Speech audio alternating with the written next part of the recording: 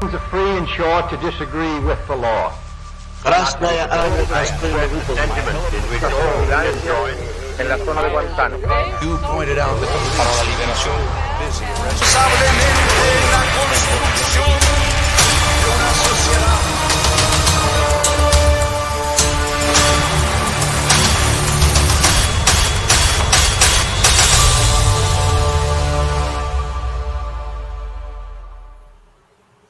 Hola amigos y amigas, hoy vamos a desarrollar el asunto de las relaciones entre la República Democrática Alemana, uno de los países más significativos del bloque del Este, y España, nuestro país. Y para ello contamos con la presencia de Xavier María Ramos Díez Astrain, que por un lado es investigador postdoctoral Juan de la Cierva, y por otro lado es profesor del Departamento de Historia Moderna e Historia Contemporánea dentro del área de Historia Contemporánea de la Universidad Complutense de Madrid.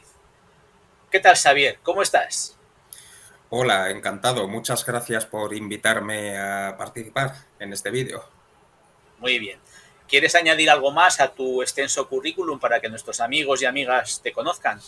Bueno, mi extenso currículum no es tan extenso. Hice una tesis doctoral que defendí en el año 2020, titulada En las antípodas ideológicas, relaciones entre la República Democrática Alemana y España, 1949-1990, y de esa tesis doctoral han salido varias publicaciones, entre ellas este libro, A través del telón de acero, publicado por el Centro de Estudios Políticos y Constitucionales, que abarca las relaciones políticas entre el año 73 y el 90, es decir, equivale más o menos a una cuarta parte de la tesis. El resto lo voy desarrollando y actualizando en forma de artículos y de publicaciones. Sigue siendo mi línea de trabajo principal y a mayores estoy extendiendo mis redes investigadoras por las relaciones en general entre España y Europa del Este y por las relaciones transnacionales dentro del movimiento comunista. Entonces, bueno, es a lo que me estoy dedicando en la actualidad. Muy bien. Por si alguno está interesado, ese libro está a la venta por internet al precio de unos 23 euros. ¿De acuerdo? Bueno, pues empezamos con las cuestiones que nos pueden interesar para este canal, como puede ser cómo fueron esas relaciones entre España y la República Democrática Alemana antes del mutuo reconocimiento que, como sabemos, se produjo en el año 1973. Bueno, fueron unas relaciones aparentemente imposibles, aunque en realidad no lo fueron tanto, pero fueron aparentemente imposibles porque tanto para España como para la RDA había motivos muy claros, muy contundentes para rechazar cualquier tipo de entendimiento político con la otra parte. Vayamos primero al caso español. España, como sabemos, tenía un régimen, el franquista, que en cierto modo era heredero de los regímenes fascistas que habían sido derrotados en la Segunda Guerra Mundial, lo cual supuso al régimen franquista un periodo, digamos, de condena internacional muy rápidamente matizado por el comienzo de la Guerra Fría y la definición de Franco como el centinela anticomunista de Occidente, según su propia propaganda. La cuestión es que el franquismo hacía del anticomunismo una de sus señas de identidad y uno de sus elementos más característicos. Anticomunismo en el interior, reprimiendo de manera brutal al Partido Comunista y de paso a toda la izquierda y a toda la oposición que era englobada bajo la etiqueta de comunismo, pero también anticomunismo en el ámbito internacional, lo cual les llevaba a negarse a reconocer a los sistemas socialistas de Europa del Este, a la Unión Soviética, a la que culpaba de la guerra civil, y entre estos estados socialistas a la República Democrática Alemana, que consideraba un trozo de Alemania invadido por los soviéticos, no un estado independiente y soberano. A este respecto, hay que decir que más allá de las propias motivaciones anticomunistas del franquismo, que ya de por sí eran un argumento de peso que afectó a sus relaciones con toda Europa del Este, regía para el caso de la RDA un factor a mayores, la doctrina Hallstein, definida en los años 50 por el canciller germano-occidental Konrad Adenauer y su mano derecha, Walter Hallstein, consistente en negar a la RDA el carácter de Estado. Es decir, según esta doctrina, cualquier país que reconociera a la RDA como un Estado, desarrollase relaciones comerciales a un nivel interestatal, etcétera, etcétera, rompería con la República Federal porque sería un ataque contra la República Federal. La República Federal, según esta doctrina, era el único Estado alemán existente y legítimo y, por tanto, era imposible reconocer a la RDA.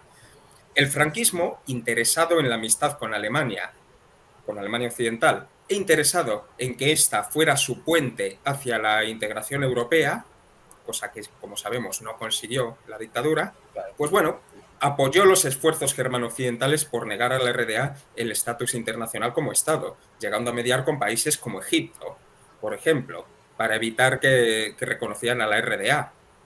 En fin, fue el aliado más firme de la República Federal en la aplicación de la doctrina Hallstein, y esto implicaba que si con los países socialistas las relaciones tenían que desarrollarse, si se desarrollaban en términos mínimos, con la RDA tenían que ser todavía unos términos más mínimos. Para el caso de la RDA, regían unas consideraciones también de tipo político muy importantes. La RDA estaba dirigida por elementos comunistas que habían combatido en buena parte en las brigadas internacionales. Las brigadas internacionales formaban parte de la trayectoria antifascista de estos dirigentes, y no es una cuestión baladí, porque la República Democrática se fundó sobre un mito antifascista, reivindicándose como la Alemania antifascista frente a la reaccionaria Alemania Occidental, y como... Aquí tenemos un ejemplo de ese mito, que es un sello conmemorativo de las brigadas combatiendo el avance de las tropas fascistas. Efectivamente, creo que este sello es del 66, cuando hacía 30 años del comienzo de la Guerra Civil.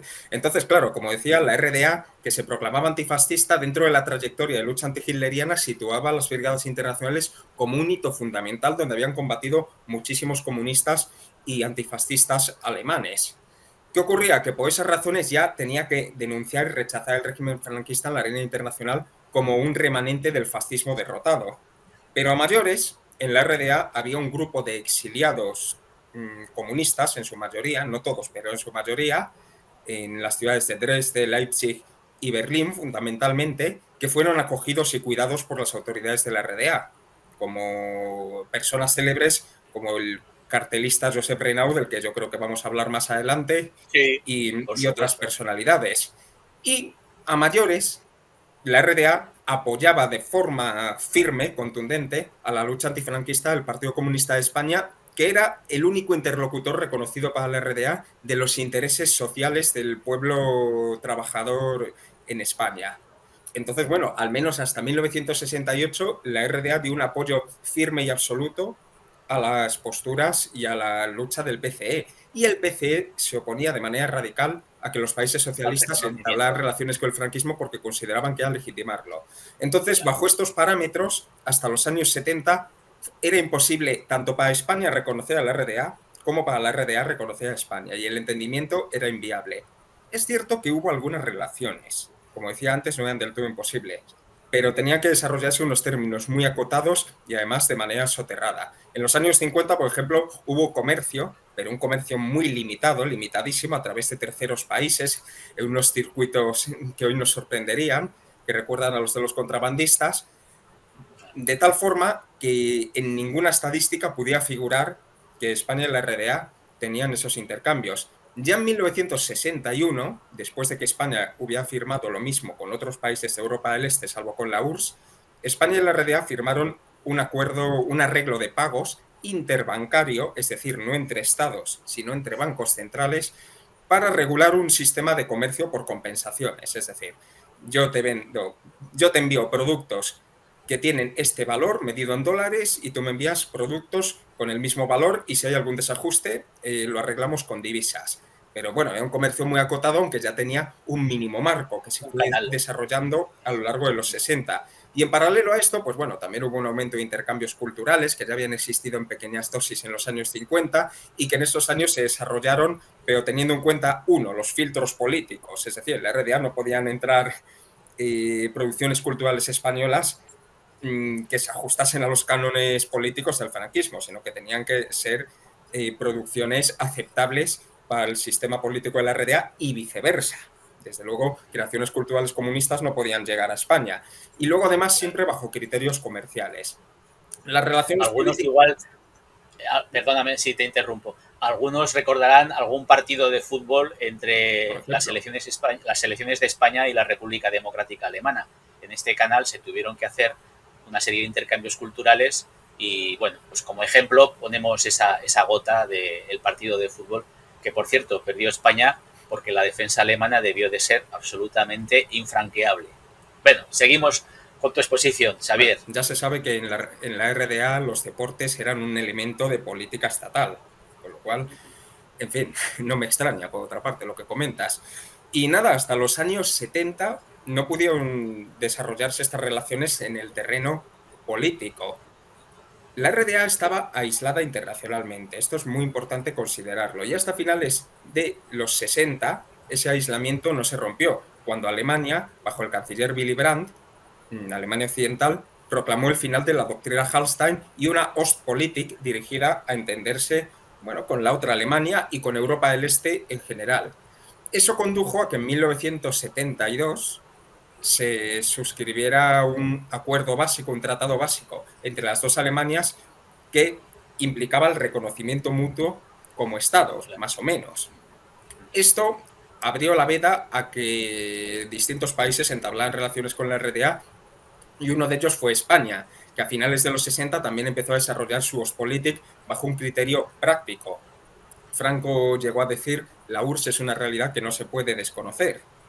Claro. Entonces, bueno, bajo este criterio práctico, impulsado también por una serie de ministros como Gregorio López Bravo, ministro de Asuntos Exteriores desde finales de los 60, muy vinculado a los sectores económicos y por tanto a los intereses de expandir los mercados con el este, pues bueno, fueron abriendo estos dirigentes políticos las puertas a una entente mínima con los países de Europa del Este, se empezaron a firmar acuerdos comerciales a finales de los 60 y a comienzos de los 70, acuerdos comerciales interestatales, y en 1972 empezó una negociación para un acuerdo comercial con la RDA, como los que ya se habían firmado con todos los demás países de Europa del Este, incluida la Unión Soviética en 1972. Y en un momento dado, la RDA plantea a los españoles ¿por qué no damos un salto adelante y avanzamos hacia las relaciones diplomáticas? Esto, evidentemente, no podía hacer mucha gracia al PCE, que, como hemos comentado antes, se oponía Estaba en a este otra, tipo de claro. relaciones. Pero como el PCE en 1968 había condenado la invasión de Checoslovaquia, generando un cisma entre los dos partidos, el Partido Socialista Unificado de Alemania, que gobernaba en la RDA, como partido más o menos único, y el Partido Comunista de España, pues bueno, los alemanes se sintieron desligados en buena medida de los deseos del PCE, reivindicando su derecho a aplicar las medidas que creían convenientes para su reconocimiento internacional. Entonces, nada, ante esta propuesta alemana, España consultó a los alemanes occidentales, los propios alemanes orientales consultaron a la Unión Soviética, y una vez que estuvo firmado el tratado básico entre las dos Alemanias, ya eran posibles esas relaciones diplomáticas entre la RDA y España. Y a comienzos de 1973 fueron un hecho, dándose la paradoja de que el país con el que menos relaciones había tenido España de Europa del Este era el primero con el que establecía relaciones diplomáticas. De hecho, de países socialistas, ese mismo año las estableció España también con China, que no formaba parte del bloque soviético, y hasta 1977 no normalizó sus relaciones con el resto de países de Europa del Este. Muy bien. Haciendo un pequeño resumen de lo que nos has expuesto, empezaríamos con la etapa de mutuo ostracismo, se ignoran los dos estados. Después llegaría, hay algunos intercambios bancarios, culturales. Luego llegaría la Ostpolitik del canciller federal alemán, Willy Brandt, y con eso pues se empiezan a ver las relaciones con el este de una manera distinta, es un punto de inflexión de la Guerra Fría. Llegaríamos también a la repulsa del PC a la invasión de Checoslovaquia, con lo cual la posición del PC ya no es tan unímoda, o sea, tan uniforme, y esas relaciones culturales y bancarias dan como resultado, pues a través de la figura de López Rodó, a un reconocimiento en el año 1973. ¿Era López Rodó el ministro? López Bravo. López Rodó fue el siguiente ministro de Exteriores que continuó la misma política de apertura al este. Lo que pasa es que el resto de países socialistas, ante el rechazo del PCE, decidieron echarse para atrás cuando estuvieron a punto también de entablar relaciones diplomáticas con España. Bueno, pues tras esta interesante exposición, quizá un poco compleja para seguirla, pero bueno, si es necesario, nuestros amigos y amigas pueden volver a verla y pararlo cuando convenga. Podríamos viajar a un lugar acorde con lo que nos has contado, Xavier, y es un monumento a unos brigadistas internacionales que hay en Berlín. ¿Te parece? Me parece bien. Pues cuando quieras, Xavier, ¿qué es lo que estamos a punto de ver? Bueno, te estás situando sobre el Volkspark Friedrichshain, que bueno, es un parque popular, eso es lo que significa Volkspark, que hizo la RDA, en el cual hay un monumento a los brigadistas internacionales. No sé si podemos acercarnos un poco para verlo, porque el Sí, monumento cuenta con 3 partes. Primero, una figura, bueno, de una especie de luchador antifascista. Cuenta también con con una especie de, no sé cómo decirlo, de grabados en piedra a la izquierda de este luchador, y en el sí. suelo cuenta con esa placa que señala, ahí está, ahí lo vemos todo, pues esta placa señala No se precisamente, puede, no se puede leer, pero yo he visto alguna vez esta placa con una bandera republicana y siendo como una especie de saludo brigadista, algo parecido, y pidiendo la vuelta de la tercera, como diciendo claro, a la tercera va la vencida, y se supone que hablan de la tercera república. claro, bueno, en realidad la placa no habla de eso. La placa, como digo, es un homenaje a las brigadas internacionales, forma parte de todos estos homenajes que se hicieron en la RDA. Antes he comentado los de 1966, que fueron los más destacados, pero en general en todas las efemérides se hacía algún tipo de actividad porque el mito español estaba muy presente en la vida de los alemanes orientales, como parte de ese mito antifascista. Ahí, en efecto, de vez en cuando se reúnen desde una asociación que hay de amigos de las brigadas internacionales en Berlín, se reúnen junto con algunos españoles y realizan actividades de homenaje a los brigadistas y, como has comentado, bueno, reivindicaciones de una tercera república, etcétera. Se ponen flores. Yo he visto algunos de esos homenajes y, bueno, son pequeños pero llamativos.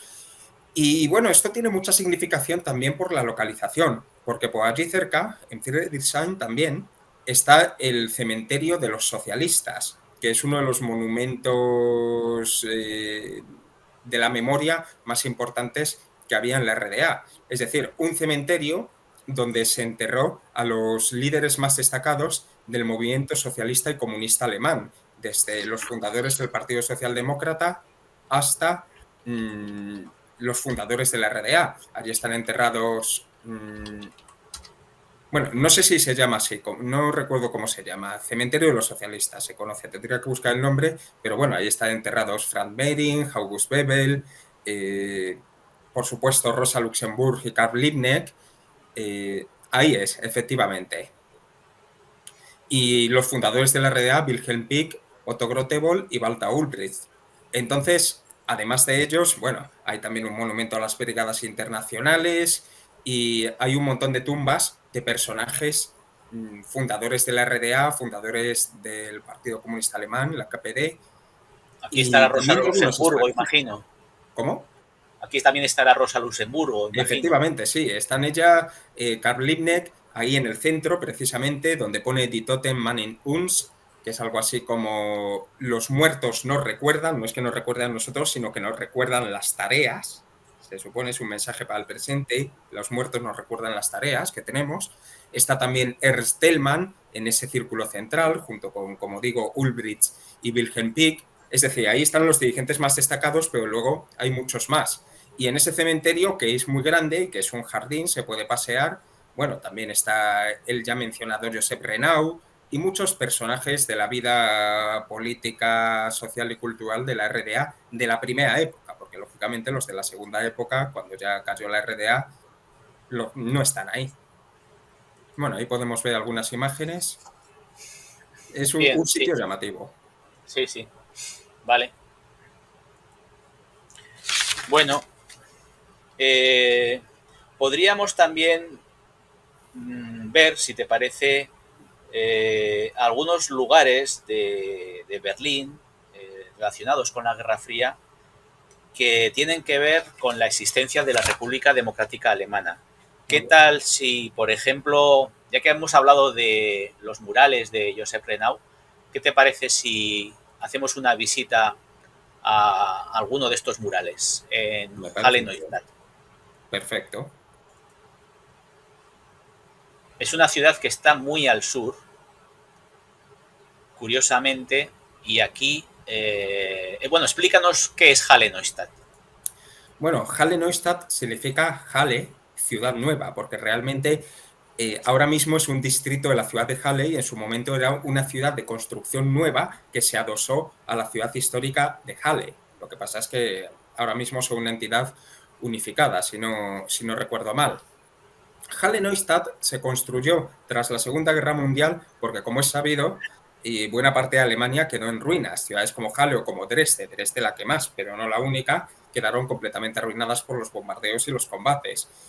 Entonces surgió un problema fundamental y era la falta de viviendas. Falta de viviendas para las personas que vivían ahí y para las personas desplazadas desde el este, desde los territorios alemanes orientales que habían pasado a formar parte de Polonia y que se instalaron mayoritariamente en la zona de ocupación soviética y en la RDA. Entonces surgía la cuestión de la vivienda y la reparación de las viviendas antiguas y de los cascos históricos pues iba a un ritmo ciertamente lento.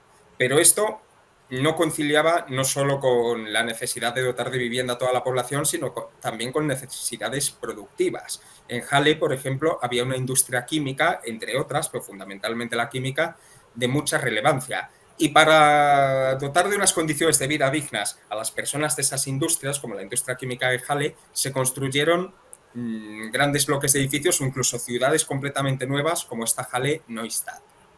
Halle Neustadt es un prototipo de ciudad socialista. No es la única que hay en Alemania, pero es una de las más llamativas. ¿Qué significa esto? Bueno, hoy que se habla de las ciudades de los 15 minutos, ciudades en las que se supone que en 15 minutos todo tiene que ser accesible, etcétera, que se ha puesto sobre la mesa esa cuestión, este planteamiento ya existía en estas ciudades, en la RDA y en otros países, en Polonia, en la Unión Soviética, con la idea de que los bloques de edificios, los barrios, los distritos de las ciudades fueran algo así como espacios armónicos en los cuales a una distancia X reducida las personas tuvieran no solo su vivienda, sino acceso a una serie de servicios comerciales, restaurantes, servicios sanitarios, guarderías, escuelas, etcétera, y por supuesto acceso a su lugar de trabajo. Si no estaba muy cerca, pues mediante una red de transporte público eficiente. O en bicicleta. ¿Cómo? O en bicicleta. O en bicicleta, que en Alemania es muy importante. Sobre todo lo que se buscaba era la cercanía, que la gente estuviera cómoda y que tuviera acceso a servicios desde su domicilio. Entonces, si nos fijamos desde arriba en estas ciudades, veremos que están compuestas por bloques de edificios con una estructura, bueno, la vemos ciertamente cuadrada, rectangular, poligonal, y en esas áreas se supone que había, bueno, un poco de todo, también zonas verdes, que en Alemania son muy importantes. En general, en todo el país, en la RDA, por supuesto, también lo eran, etcétera. Los edificios son los típicos Plattenbauen, es decir, edificios hechos a partir de placas prefabricadas. Esto hoy en día, bueno, se considera como algo muy feo, algo muy de la época, muy del bloque oriental. En realidad era una técnica de construcción que se aplicaba en las dos Alemanias, por ejemplo, en Polonia hay muchos Plattenbauen, y respondía a una necesidad directa de dotar de vivienda en un plazo corto de tiempo a mucha gente que se había quedado sin ella tras la guerra. Entonces fue el método de construcción por excelencia para fabricar viviendas rápidamente, dotadas de servicios y con calidad. Es cierto que estéticamente estos edificios parecen todos salidos de una cadena de producción, no existe una originalidad arquitectónica porque realmente son placas ensambladas. El efecto que esto pueda tener en un turista es que se pierde fácilmente. Crees que estás en la misma calle con la que habías pasado hace un rato y estás en otra distinta. Pero los edificios son absolutamente indistinguibles. Sí, y es que además, ojo, que en ciudades como Halle Neustadt, en vez de poner nombres a las calles, ponían números. Y a veces tenía un lío. Luego eso lo fueron corrigiendo. eran, bueno, algunas iniciativas tenían más éxito y otras menos. Efectivamente, los edificios son indistinguibles porque están hechos de esa manera. Pero bueno, respondían a una necesidad del momento y en ese sentido fueron muy funcionales, como digo, en las dos Alemanias y en general en toda Europa, porque este tipo de edificios están presentes en toda Europa, aunque más en Europa del Este. Bueno, entonces esto sería Halle Neustadt, un prototipo de ciudad socialista dirigido a dotar de viviendas a los trabajadores de la industria química. Y en Halle Neustadt, entre otras cosas, había varios murales del español Josep Renau. Renau era un militante del Partido Comunista que durante la Guerra Civil había sido director de Bellas Artes y había sido el responsable, por ejemplo, del traslado de los cuadros del Museo del Prado a Valencia, en aquella operación dirigida a evitar que fueran perjudicados por los bombardeos. Una operación, bueno, que es conocida, tiene hasta películas y todo. Después de la guerra, engrosó las filas del exilio y estuvo en México, donde se curtió, como artista que era, bajo la tutela de los grandes muralistas mexicanos, por ejemplo, Diego Rivera, etcétera. Como es sabido, en México hay grandísimos muralistas. Y él, que había sido cartelista, empezó a desarrollar la técnica muralística hasta unos niveles que luego le han convertido en uno de los grandes en la materia. A finales de los años 50, a comienzos del 58, finales del 57, no recuerdo exactamente, se desplazó a la RDA. Además, se desplazó de una forma un tanto cómica, porque como es sabido, la RDA no es que fuera un país con las fronteras abiertas y fáciles de atravesar, ni un país donde se controlasen poco esas cosas, precisamente. Sin embargo, Renau entró en la RDA sin cumplir los pasos preceptivos que tenían que cumplir otras personas. Cualquier comunista que quisiera instalarse en la RDA tendría que informar al Partido Comunista de España, que a su vez tendría que enviar a las autoridades de la RDA un informe de fiabilidad política. Y en el caso de Renau fue mucho más fácil. Un representante de la televisión de la RDA le invitó en México a ir al país a trabajar en la televisión y Renau aceptó, se plantó en la RDA, se instaló, empezó a trabajar y ya a posteriori informaron a las autoridades del país, que se llevaron una sorpresa, pero bueno, bien recibida porque Renau era una persona de renombre. Eso no lo podía hacer cualquiera. Efectivamente, eso no lo podía hacer cualquiera. Otros igual se hubieran visto en problemas con la seguridad del Estado, la famosa Stasi, o sencillamente le hubieran dado algún tipo de correctivo a ellos o a sus dirigentes del PCE. Pero bueno, Renau en la RDA, que empezó trabajando en la televisión, desarrolló sobre todo una faceta como muralista en la cual plasmaba las técnicas que había aprendido en combinación con los valores modernistas del marxismo-leninismo vigente en la RDA. Podemos verlas un poquito más de cerca, si te parece. Sí, vamos a acercarnos a ver si podemos verlos. Veo que uno está tapado, lamentablemente. Bueno, están en el estado en que están estos murales. Son como una especie de mosaicos, están hechos con pequeñas piezas, creo que se puede ver aquí en la imagen. Y bueno, lo que muestran es eso, la confianza en la técnica y en las capacidades del ser humano para llegar al espacio, para desarrollar la energía atómica, para construir industrias modernas y para llegar al futuro. Si nos fijamos, el futuro está representado allí arriba por una estrella roja. Es decir, el futuro comunista de la abundancia, la modernidad técnica y la satisfacción de las necesidades del ser humano. Básicamente, esto representa al ser humano dominando la naturaleza y dominando el medio para generar un mundo futuro. Es una visión, como vemos, muy conectada a las vanguardias que se desarrollaron en la Unión Soviética en los años 20, muy distinta de ese realismo socialista que luego, bajo el puño del estalinismo, se impuso como dogma oficial. Esto, en cierto modo, vuelve a las vanguardias y nos trae esa visión modernista del marxismo vigente en países como la RDA. Están las vanguardias que tuvieron un momento álgido en los primeros años del leninismo y que luego fueron realmente perseguidas. Con el realismo socialista prácticamente se hizo una persecución de algunos vanguardistas porque la etiqueta que les ponían es que eran cosmopolitas, como si esto fuera un delito contra el Estado. Luego, en los años 50, también hubo en la Unión Soviética y también en la RDA una persecución contra el llamado formalismo, que también implicaba esto, formulaciones nuevas artísticas que, según los teóricos del partido, no se ajustaban a las capacidades interpretativas del pueblo, es decir, que el pueblo no entendía estas cosas raras, por decirlo de alguna manera, y que había que hacer cosas más llanas. Pero bueno, la lucha contra el formalismo se fue atenuando y se abrió el espacio a manifestaciones artísticas como estas que, desde mi punto de vista personal, son muy llamativas. En Lo Halle cierto es que están sí. estos dos murales.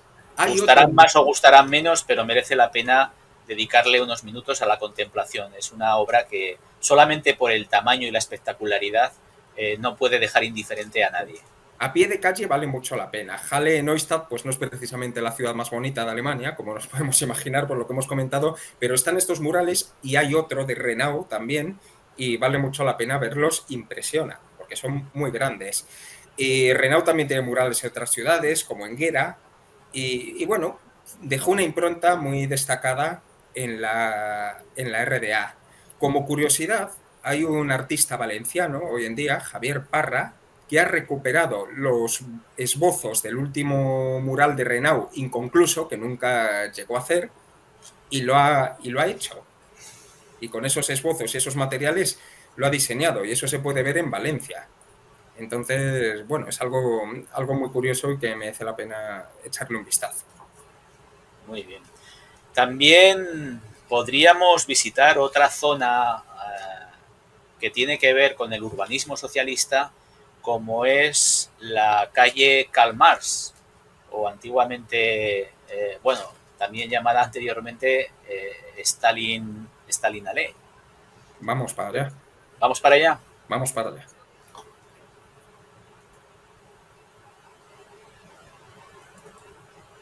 La diferencia entre Neustadt y Berlín son un poco más de media hora, más o menos, en coche, o sea que se accede fácilmente.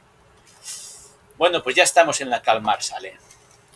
Bueno, la Karl Marx Allee representa precisamente el patrón artístico arquitectónico opuesto, representa esa gran avenida stalinista que en cierto modo se construyó en todos los países de Europa del Este con la finalidad de realizar grandes desfiles, manifestaciones políticas, actividades de todo tipo. Todo el mundo ha visto la Karl Marx Allee, por ejemplo, en Goodbye Lenin, donde se ve ese desfile del 40º aniversario de la RDA, que fue inmediatamente anterior al estallido de la crisis en el país. Bueno, esa película además está protagonizada por un actor alemán que habla perfectamente, o sea, un actor catalán que habla perfectamente el alemán. Bueno, Daniel Brühl, dices. Creo que sí. ¿Es catalán? Bueno, es catalán. Es nacido en Cataluña y educado pues, por una madre alemana, si no me fallan las fuentes de información.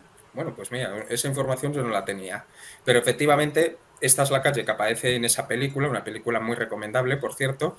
Y bueno, representa, como digo, el patrón de gran avenida de la época del estalinismo para los desfiles y para las manifestaciones políticas.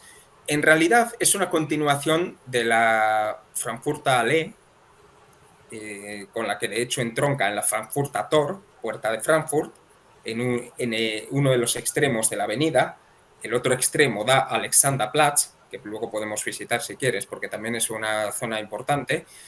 Y bueno, fue reconstruida tras la guerra, expandida en algunas partes y definida tal como se puede ver ahora, con una arquitectura propia del estalinismo en su faceta más clasicista. Si antes hemos hablado de las vanguardias, que las vanguardias fueron digamos, vetadas a finales de los años 20, comienzos de los años 30, bueno, pues lo que la sustituyó fue una especie de recuperación de un estilo clasicista que está muy presente en esta avenida a lo largo, bueno, de toda su extensión, en unos edificios que, bueno, muestran molduras, composiciones que hacen que jocosamente se caractericen como edificios de tarta de bodas. Tienen esos colores pastel y esas formas que realmente parecen las típicas tartas con varios pisos. Aquí estamos viendo algunos y hay algunos ejemplos todavía más llamativos. Un estilo, en fin, como digo, muy clásico. Y a lo largo de toda la avenida se puede ver este estilo. Esta avenida inicialmente era la Stalin Allee. Lo que pasa es que la RDA fue desestalinizada y además desestalinizada de una manera muy práctica. cuando se condenó a Stalin en 1956 en el 20º Congreso del Partido Comunista de la Unión Soviética, las autoridades de la RDA no es que impulsaran una desestalinización abierta como en otros países de Europa del Este, sino que dijeron, bueno, aquí nunca ha habido estalinismo, nunca. Con lo cual, la desestalinización tuvo unos tintes mucho más sutiles, igual que en otros países de Europa del Este.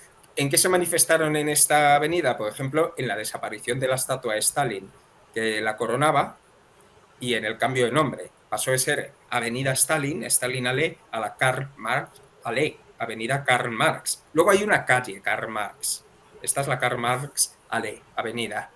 En fin, es una zona que merece la pena pasear y es un paseo muy interesante, de hecho, desde Alexanderplatz o hacia Alexanderplatz, porque Alexanderplatz, Alex, como la llaman los alemanes muchas veces, es también un centro muy importante de la antigua Berlín Este. Bueno, pues esta avenida se puede ver también un retrato, un busto de Karl Marx, aunque no es el más grande que hay por ahí uno de Marx y Engels más llamativo, pero bueno, vale mucho la pena dar un paseo. A ver si podemos ver un momentito la Alexanderplatz, aunque luego pararemos en un punto de interés que es la casa del maestro, que está por aquí, y a ver si la podemos ver, aunque esté en obras. Esa es la Fernsehturm, la torre de televisión, el edificio más alto de Alemania, el orgullo de Walter Ulbricht. Bueno, la Karl Marx está muchas veces en obra porque le dedican mucho dinero porque es una zona de paso, intercambio de comunicaciones, hay muchos trenes, muchos metros, hay mucho comercio, o sea que no solamente los turistas, sino que también los berlineses van con mucha frecuencia a esta zona y bueno, por tener una idea, ¿no? Esta sería la Karl Marx. Y aquí tendríamos el edificio que luego visitaremos, que es el museo o la casa del maestro o del profesor. No sé si has terminado con Karl Marx Allee. Sí, yo creo que podemos avanzar. De acuerdo, muy bien. Bueno, Xavier, muy interesante esto de el urbanismo socialista y la visión artística y cultural que tenían estas autoridades marxistas-leninistas. Cambiando un poquitín de tercio, hubo una visita del secretario del Partido Socialista Democrático de Alemania, Erich Honecker, a España, que de alguna manera, forma parte de esas relaciones que hubo entre la República Democrática y España. Si te parece, buscamos esa imagen y sobre esa imagen nos dices los comentarios que esta te sugiera. Perfecto. ¿Te parece? Vamos a compartir. Bueno, esta imagen es la de Erich Honecker ante la tumba precisamente de Hans Weimler, que está en la imagen detrás de ti. Weimler era amigo suyo de la juventud, habían militado los dos en las juventudes comunistas.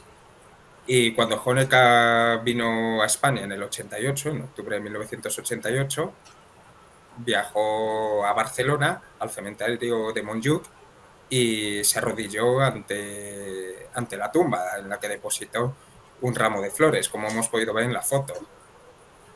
En fin, eso demuestra hasta qué punto el mito español, a la altura de 1988, seguía vigente en la RDA, y además la importancia particular que tenía para algunos dirigentes como Honecker, que, como decía antes, había conocido a Weimler y había tratado con él. La visita de Honecker a España, no obstante, representaba algo muy diferente a lo que hemos comentado antes. Si hasta 1973 no habían sido posibles las relaciones, a partir del 73 sí que lo fueron. Cierto es que con vaivenes, porque en 1975 las relaciones fueron interrumpidas unilateralmente por la RDA ante las últimas 5 ejecuciones del régimen franquista. Estoy hablando de los militantes de ETA y del FRAP que fueron ejecutados en septiembre de ese año. Entonces la RDA decidió suspender su... Pese a pese a todas las peticiones de clemencia que llegaron Efectivamente, llegaron de todas las partes del mundo, entre otras de Erich Honecker y el resto de dirigentes del RDA, y del Papa también, de la Unión Soviética, de todo el mundo, de Alemania Occidental. Franco las desolló, estas personas fueron ejecutadas y una serie de países tomaron medidas, y entre ellos la RDA, que de acuerdo con el resto de países socialistas, siendo la RDA el único que tenía relaciones con España, decidió dejar esas relaciones en suspenso de forma unilateral, situación en la cual se mantuvieron hasta abril de 1977, cuando España ya había normalizado sus relaciones con el resto de países de Europa del Este, incluida Yugoslavia, sin incluir Albania, y solo quedaba por recomponer con la RDA. A partir del 77, las relaciones ya no se interrumpieron y fueron increciendo. Se empezaron a firmar nuevos acuerdos económicos, acuerdos culturales, acuerdos de cooperación económica, industrial y científico-técnica, es decir, acuerdos en una serie de terrenos en los cuales, bueno, se empezó a profundizar la relación entre los dos países. Ambos tenían su parte de interés. La RDA, con Honecker, una vez rehabilitada en el terreno internacional, buscaba mostrarse como un país defensor de la paz y un puente entre el este y el oeste. Siendo parte del bloque soviético, quería mostrarse como un socio confiable, amigable, una cara amable ante el mundo occidental. Y España, por su parte, como recordaremos, en esos años tenía una posición respecto a la OTAN que no estaba muy clara. Se terminó de aclarar a partir de la investidura de Calvo Sotelo en 1981, cuando él anunció que España iba a entrar sí o sí en la OTAN, pero en esos primeros años tenía una posición no demasiado clara. De hecho, incluso tonteó con el movimiento de países no alineados, etc. Y bueno, España también buscó durante estos años manifestar unas posturas particulares en el seno del bloque occidental, también como un país amigable que tendía puentes al este y que buscaba contribuir al desarme, la distensión y la paz. Entonces, ahí había terreno para el entendimiento entre España y la RDA. Durante la época de UCD es cierto que hubo algunos vaivenes, sobre todo a raíz de la presencia soviética en Afganistán y de la represión contra Solidaridad en Polonia y la proclamación de la ley marcial, que llevaron a una fuerte condena occidental y a no una congelación total, pero sí a un enfriamiento palpable de las relaciones entre España y los países de Europa del Este, con algunos más y con otros menos. Entonces, bueno, en 1982 llegó el PSOE al poder en España. El PSOE, cuyo teórico en política exterior era Fernando Morán, que tenía un notable escepticismo frente a la OTAN. Era más escéptico quizá que otros personajes de su partido, y en una serie de trabajos había defendido unas posturas neutrales para España. Entonces, bueno, bajo el liderazgo en política exterior de Fernando Morán y con Felipe González en la presidencia del gobierno, las relaciones con Europa del Este entraron en una nueva etapa en la cual se actualizaron los distintos acuerdos y se reforzaron las discusiones sobre relaciones bilaterales y sobre cuestiones multilaterales, un terreno muy importante tanto para la RDA como para España, ser países que contribuyeran a la distensión internacional. Entonces, bueno, ahí hubo unas sinergias bastante positivas. Sinergias positivas que, aunque no tuvieron grandes resultados concretos, no implicaron iniciativas conjuntas, sí que sirvieron para aliviar un poco las tensiones entre bloques. Pese a ello, bueno, España ratificó su pertenencia a la OTAN. Europa del Este siguió confiando en que España iba a manifestar unas posiciones particulares, siguió habiendo una entente, y el punto culminante de las relaciones entre la RDA y España, que fueron desarrollándose estos años a lo largo de visitas de ministros, fue la llegada en octubre del 88 de Honecker a España. Una llegada que, bueno, representaba la segunda visita a nuestro país de un jefe de Estado de Europa del Este. Honecker era el secretario general del Partido Socialista Unificado, pero también era el presidente del Consejo de Estado de la RDA, es decir, el jefe de Estado del país. Y bueno, era el segundo que venía a nuestro país. El primero había sido algún tiempo antes Nicolae Ceausescu, presidente de Rumanía, y bueno, era un auténtico hito. En su visita, Honecker se entrevistó con Juan Carlos I, se entrevistó en 2 ocasiones con Felipe González, donde desarrolló las grandes conversaciones políticas, visitó el Parlamento también, visitó la universidad, de hecho recibió la medalla de oro de la Universidad Complutense de manos del rector Gustavo Villapalos, visitó la COE, con cuyos dirigentes habló de economía, se reunió con dirigentes comunistas, se reunió con la Asociación de Amistad, se reunió incluso con Alianza Popular, es decir, desarrolló una serie de encuentros muy intensa.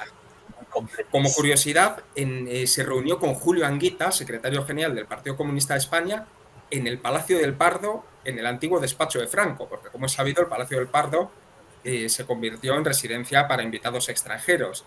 Eso es algo que Anguita ha recogido en una obra de memorias como algo que les llamaba mucho la atención. ¿Quién se lo iba a decir? ¿No? Y bueno, en esta visita, además de todo lo que se habló, se firmó un ambicioso programa de cooperación económica que planteaba duplicar para 1990, fijémonos que estamos en octubre del 88, pues para duplicar en ese plazo los resultados de la cooperación económica. Este acuerdo se firmó y, bueno, como es sabido, en 1989 la RDA entró en crisis y, lógicamente, pues no hubo duplicación posible de las relaciones económicas porque la RDA en 1990 desapareció. Pero sí que es cierto que a partir de este acuerdo hubo un salto adelante en las relaciones económicas. Fue una visita, en definitiva, muy importante. Lo que nunca consiguió la RDA fue que ni Felipe González ni Juan Carlos I fueran a Berlín Este, como sí que fueron a otros países, por ejemplo, a la Unión Soviética. Eso no lo consiguieron las autoridades germano-orientales, fue el gran deseo que no pudieron cumplir. Pero, en todo caso, con este momento llegaron al punto culminante de las relaciones entre los dos países, que en cierto modo representa también el punto culminante, uno de los puntos culminantes de la recuperación de la presencia internacional de una RDA que, como sabemos, durante sus 2 primeras décadas había estado aislada. Este encuentro sirvió también para buscar lugares comunes en la arena internacional. Se discutieron muchos aspectos multilaterales, muchas aportaciones a la discusión internacional para limitar el armamento tanto nuclear como convencional, los misiles. Se criticó la iniciativa de defensa estratégica del presidente Reagan en Estados Unidos. En definitiva, fue un interesante encuentro entre dos países representantes de dos bloques contrapuestos. Muy bien. El interés también de esta foto, a mí, como yo soy psicólogo y me gusta analizar el lado humano, es el hecho de que está visitando la tumba de un camarada, un amigo al que conocía y que creo que cayó en combate, sí, ¿no? En Madrid cayó. En Madrid. Bueno, pues esta imagen realmente tiene un valor sentimental muy grande para aquellos que se identifican con los valores de la República Democrática Alemana o que recuerdan a Erich Honecker. Muy bien. ¿Ponemos la foto del rey o la dejamos para después? Bueno, la podemos poner. La ponemos ahora. Muy bien. Esta foto es otra de las caras de la visita de la que estamos hablando. Es Honecker entrevistándose con Juan Carlos I. Juan Carlos I era una personalidad muy codiciada en Europa del Este porque tenía un perfil, bueno, el típico perfil que se le achaca siempre de ser una persona jovial, campechana, lo manifestaba con los dirigentes extranjeros y también lo manifestaba con los embajadores. Entonces, bueno, en Europa del Este había bastante interés en que Juan Carlos I, que además era una personalidad bastante respetada por su papel en la transición, acudiera de visita, aunque, como he dicho, no pudo ser. Pero bueno, aquí les tenemos conjuntamente, se reunieron, celebraron, si no recuerdo mal, tendría que mirarlo, un almuerzo, una cena de honor y, bueno, formó parte de todos estos encuentros que desarrolló Honecker.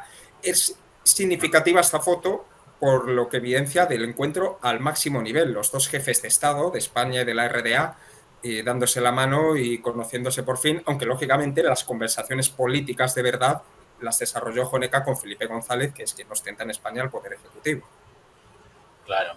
Aquí lo que a mí me llama la atención pues es el hecho de que se están saludando tranquilamente y mirándose a los ojos de manera muy sonriente, muy relajada. Al fondo se ve un coche oficial, seguramente del séquito de uno de los dos. Y bueno, es una foto que transmite entendimiento, camaradería, buenas relaciones, ¿no? Sí, cordialidad. El rey tenía una personalidad quizá más jovial. Honecker era una persona amable pero reservado. Era un poquito frío, pero siempre muy cordial, con las personas. Siempre mostraba una sonrisa. Lo que pasa es que era bastante introvertido. Esto también forma parte de la dicotomía que existe entre las relaciones geopolíticas y las relaciones diplomáticas, ¿no? Las relaciones diplomáticas siempre han de ser desde la amabilidad, el respeto, la consideración y demás. Las geopolíticas pues van por los despachos, muchas veces son secretas y no salen a la luz hasta que los historiadores conseguís encontrar las evidencias que ponen de manifiesto lo que había detrás. Esto en psicología lo llamamos lenguaje oculto. Claro, en este tipo de relaciones se manifiesta muy claramente. Los jefes de Estado, cuando se encuentran, ya tienen el trabajo previo hecho y sus encuentros son encuentros generalmente, salvo que no se haya llevado a cabo ese trabajo de manera correcta, pero son encuentros cordiales. Y en este caso, bueno, tanto Honecker como Juan Carlos I eran personas con cualidades diplomáticas, podríamos decir. Muy bien. Pues seguimos, si te parece.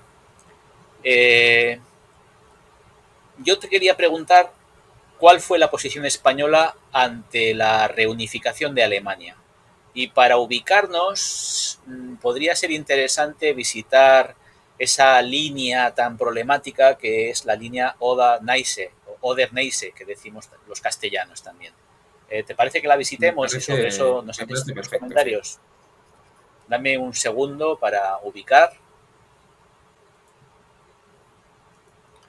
Pues cuando quieras, Xavier. Bueno, esto que estamos viendo aquí es la línea Oder-Neisse y es la frontera entre Alemania y Polonia.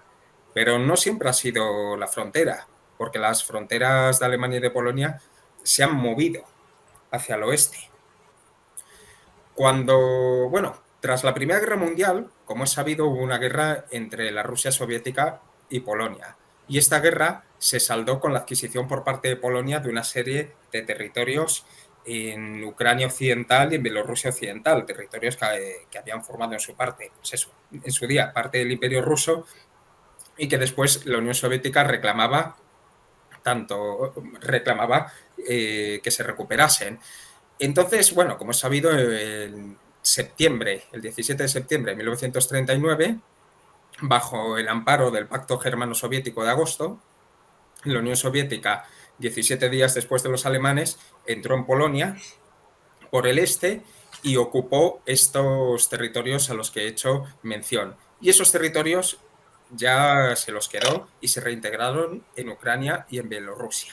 Tras la Segunda Guerra Mundial, esa era una cuestión para la Unión Soviética fundamental. Esos territorios no se podían devolver a Polonia porque habían sido inicialmente parte de Ucrania y de Bielorrusia y no correspondía, desde el punto de vista de Stalin, que volviesen a manos polacas. Pero ¿qué ocurre? Que en Polonia se había instalado un gobierno dirigido por los comunistas, por Bolesław Bierut, cuyo apoyo era necesario para la Unión Soviética y que necesitaba tener el apoyo de la población, una población polaca que podía no estar muy conforme con este desplazamiento de las fronteras que durante unos cuantos años habían existido, lo que habían sido las fronteras de Polonia. Entonces la solución que se encontró fue que, igual que la Unión Soviética se expandía en esos territorios que recuperaba hacia el oeste, Polonia también expandiría su frontera hacia el oeste, adquiriendo una serie de territorios que hasta entonces habían formado parte de Alemania, de la parte más oriental de Alemania. En definitiva, un corrimiento conjunto hacia el oeste. Así es. Y un movimiento de desplazados muy importante porque había terminado la guerra y esa gente pues se pasaron muchas horas en estaciones y en lugares muy incómodos, ocasionando un problema humanitario bastante considerable. Así es, estas cosas sobre el mapa son muy fáciles, pero sobre el terreno no lo son tanto, y para las personas a las que afectan son muy complicadas. Y hubo varios millones de personas que se tuvieron que desplazar, la mayoría de ellas se instalaron en la zona de ocupación soviética, que a partir del 49 fue la RDA, y algunas de ellas, menos, fueron a las zonas de ocupación occidentales que luego integrarían la RFA. La cuestión es que la nueva frontera entre Polonia y Alemania quedó situada en esta línea que componían los ríos Oda y Neisse, por eso se llama así, línea Oder-Neisse. Ahí lo que vemos a un lado es la ciudad de Frankfurt am Oda, Frankfurt del Oda, que no es la misma que la Frankfurt que conoce todo el mundo, Frankfurt am Main, que es otra ciudad bastante más importante. Aquí Frankfurt am Oder es una ciudad pequeñita. Y lo que vemos al otro lado, Stubice, pues antes era parte de Alemania, pero pasó a formar parte de Polonia como muchas otras ciudades, como Stettin, que se convirtió en Szczecin, que no sé pronunciarlo bien, o la ciudad de Wrocław. Son ciudades que vale la pena visitar hoy en día, porque son ciudades absolutamente polacas, es decir, ya no hay ninguna duda de que son ciudades polacas, solo las reclaman para Alemania algunos grupos minoritarios ultraderechas, grupos neonazis y demás, que consideran bueno, que eso tiene que formar parte de Alemania, pero ahora son ciudades polacas que, sin embargo, tienen muchísima presencia cultural, arquitectónica de Alemania. Son ciudades que pertenecieron al Reich alemán hasta después de la Segunda Guerra Mundial y donde hay mucha arquitectura de la época imperial, construcciones previas e incluso quedan vestigios de la presencia nazi, su represión sobre la población judía, etc. Es decir, son lugares que vale la pena visitar y empaparse de la historia que les afecta. Una historia que incluye esas migraciones a las que has aludido antes, Alejandro. Entonces, bueno, esta frontera fue impuesta por la realidad de una de las potencias vencedoras, la Unión Soviética, y generó muchas reticencias, no entre Polonia, que estaba encantada, claro, habían perdido territorios por un lado, pero los habían ampliado por otro lado, y en ningún caso se trataba de territorios que originalmente hubieran formado parte de Polonia, con lo cual no había gran diferencia. Pero en la RDA sí que generó bastantes reticencias.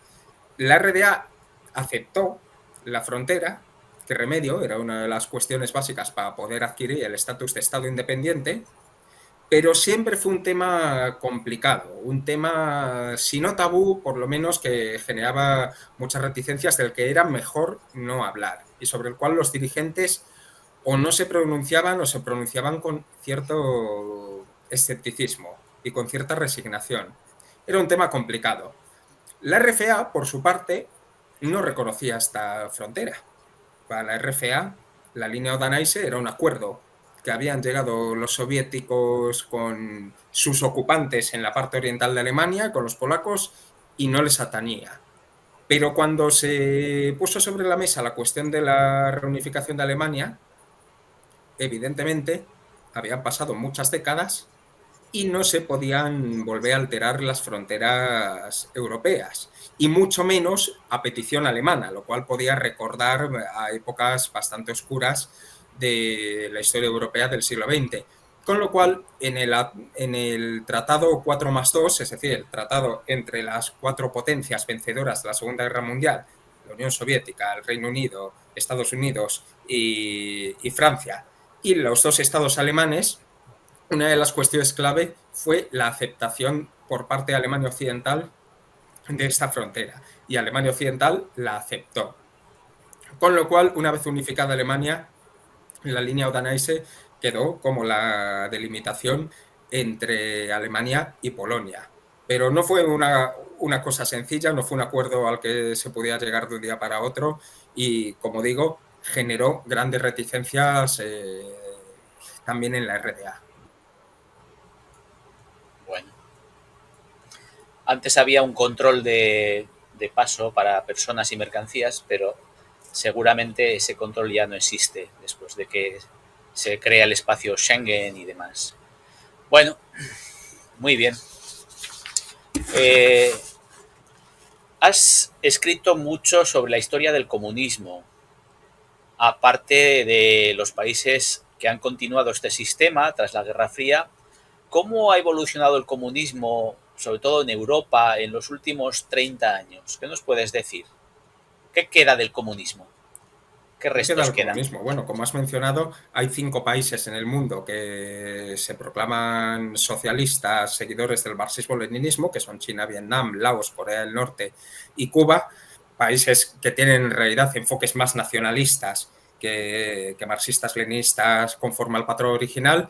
Y en Europa lo que quedan son vestigios físicos, como los que hemos visto, como el Alexanderplatz, como un montón de lugares que evocan aquellos tiempos, y quedan también partidos políticos, en cierto modo, herederos. Algunos partidos son partidos comunistas, pero que defienden formulaciones, digamos, reformadas, diferentes a las que se defendían en aquella época, más bien de reforma del sistema capitalista que de destrucción del mismo y de superación revolucionaria, que era lo que planteaba el movimiento comunista original. También hay partidos que vienen de la raíz comunista, pero que directamente se han desligado de ella y han adoptado nuevos postulados. El caso más llamativo fue el de Italia, con el PC, que se disolvió y dio pie al Partido Democrático. En fin, ha habido una evolución marcada sobre todo por la crisis ideológica y unas dificultades bastante notables para ubicarse y para analizar las sociedades capitalistas posteriores a la caída del muro. En fin, hay un conglomerado de partidos y organizaciones de pequeño volumen que tienen claro que el capitalismo es un sistema explotador con el que hay que acabar, pero no tienen un consenso ni tienen una idea muy clara de cómo hacerlo. Y ese es el panorama que vemos, un panorama en el cual además tiene una presencia bastante minoritaria. Y luego quedan, como hemos dicho, vestigios físicos. Es cierto que tras la caída de los sistemas socialistas, muchos monumentos, muchas estatuas. Es famosa, por ejemplo, esa escena de una película en la que arrastran por el Danubio una estatua gigantesca de Lenin. Pues bueno, se desmantelaron muchos de estos monumentos, pero también quedan algunos. En Alemania quedan bastantes, más de los que se pueden ver, por ejemplo, en la República Checa o en Polonia, donde el proceso de descomunistización ha sido un proceso muy, muy radical, que incluso ha generado algunas polémicas sobre hasta qué punto se pueden prohibir determinadas ideas, partidos o símbolos. En Alemania, dentro de que la simbología propia de la RDA se ha desmantelado y se han quitado de las calles los nombres de dirigentes de la RDA y personalidades destacadas, sí que quedan bastantes vestigios de aquella época, como los murales que hemos visto antes o como algunas de las cosas que estamos viendo en este mapa, como el Memorial de los Socialistas, que ya hemos visitado, o efectivamente, el Memorial Soviético del Treptow Park. Igual lo podemos ver para que se vea a lo que me refiero.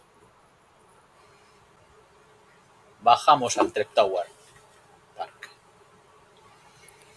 ¿Qué nos podemos encontrar aquí? Bueno, Xavier? esa especie de explanada gigantesca que se ve en el centro del parque es todo un monumento a los soviéticos, un monumento que construyeron tras la Guerra Mundial para honrar a los soldados soviéticos caídos. Desde esta perspectiva superior, en el lado derecho, vemos un puntito pequeño, eso es una especie de figura de la madre patria soviética, es una mujer y representa algo así como la madre patria. Y en el otro extremo tenemos, donde está el punto rojo, el gran monumento, al que nos podremos acercar ahora, supongo, que representa a un soldado soviético con una espada, pisando una esvástica destrozada y sujetando a una niña, que vendría a equivaler al pueblo, a la patria soviética, al pueblo soviético y, bueno, quizá incluso a los alemanes. Es esta figura de aquí, no sé si se podrá acercar más. Más. Bueno, ahí tenemos al gigantesco soldado con la esvástica pisada y destrozada y la niña cogida de sus hombros. Es el soldado que ha salvado a la patria de los soviéticos. Ahí hay como una especie de cúpula, a veces se puede visitar, a veces no, generalmente está cerrada, y dentro, bueno, hay una serie de símbolos, de imágenes que vale la pena ver, muy llamativas, motivos de tipo soviético. Y luego, si bajamos las escalinatas y paseamos por el recinto, lo que vamos a ver es, bueno, una zona en la que hay enterrados muchos soldados soviéticos que cayeron luchando en Berlín, y esa especie de placas en los laterales, en realidad son como monolitos de piedra, que tienen imágenes grabadas, imágenes de la Segunda Guerra Mundial, imágenes también con simbología socialista, y tienen texto en letras doradas. A un lado está el texto en ruso. En este lado que estamos enfocando ahora, ahí se puede ver el texto. Bueno, no se puede ver mucho, pero se puede percibir, intuir. Ahí está en ruso y en el otro lado está en alemán. ese texto son citas de Stalin, lo cual hace este monumento algo muy llamativo y algo muy, digamos, muy sui generis dentro de los restos del comunismo que quedan en Europa, porque el propio Stalin fue borrado de los monumentos por los propios soviéticos y los propios regímenes socialistas, que efectuaron, como hemos comentado, ese proceso de desestalinización. Entonces, es llamativo, uno, que esto sobreviviera a la desestalinización, dos, que esto sobreviviera a la descomunistización posterior, tras la desaparición de los sistemas socialistas. En fin, es un monumento muy impresionante que vale la pena visitar. No está muy lejos del centro, tampoco, el parque es muy bonito y es una visita, yo creo que obligada para cualquier persona que vaya a Berlín. Hay otros monumentos también de cierta relevancia. Por ejemplo, al lado del Tiergarten, el parque principal de Berlín, hay un monumento con unos tanques soviéticos. Ahí se puede ver un poco uno de esos relieves. Bueno, pues hay un monumento con unos tanques soviéticos y unos cañones que a la gente le gusta mucho ir, ver, hacerse unas fotos, pero es menos llamativo que este. Y hay algún otro también, además de pequeños monolitos a lo largo de toda la parte oriental de la ciudad que evocan esa lucha antifascista, o pequeños cementerios que se pueden ver también en Potsdam. Realmente en este lugar uno puede dedicar toda la mañana a contemplar todos los elementos que hay, todos los detalles con los que se ha realizado este sitio. Sí, efectivamente. Es un sitio en el que se puede pasar unas cuantas horas. Además, bueno, ahora mismo con la situación en Ucrania creo que ya no es tan fácil, que ya no se está haciendo de la misma manera, pero durante un tiempo aquí se ha estado celebrando el 9 de mayo. A ver, como es sabido, la Segunda Guerra Mundial terminó el 8 de mayo del 45, pero en el momento de verificarse el alto al fuego, es decir, el momento en que entró en vigor, ya era día 9 en la Unión Soviética por las diferencias del uso horario, con lo cual allí el Día de la Victoria se celebra el 9 de mayo.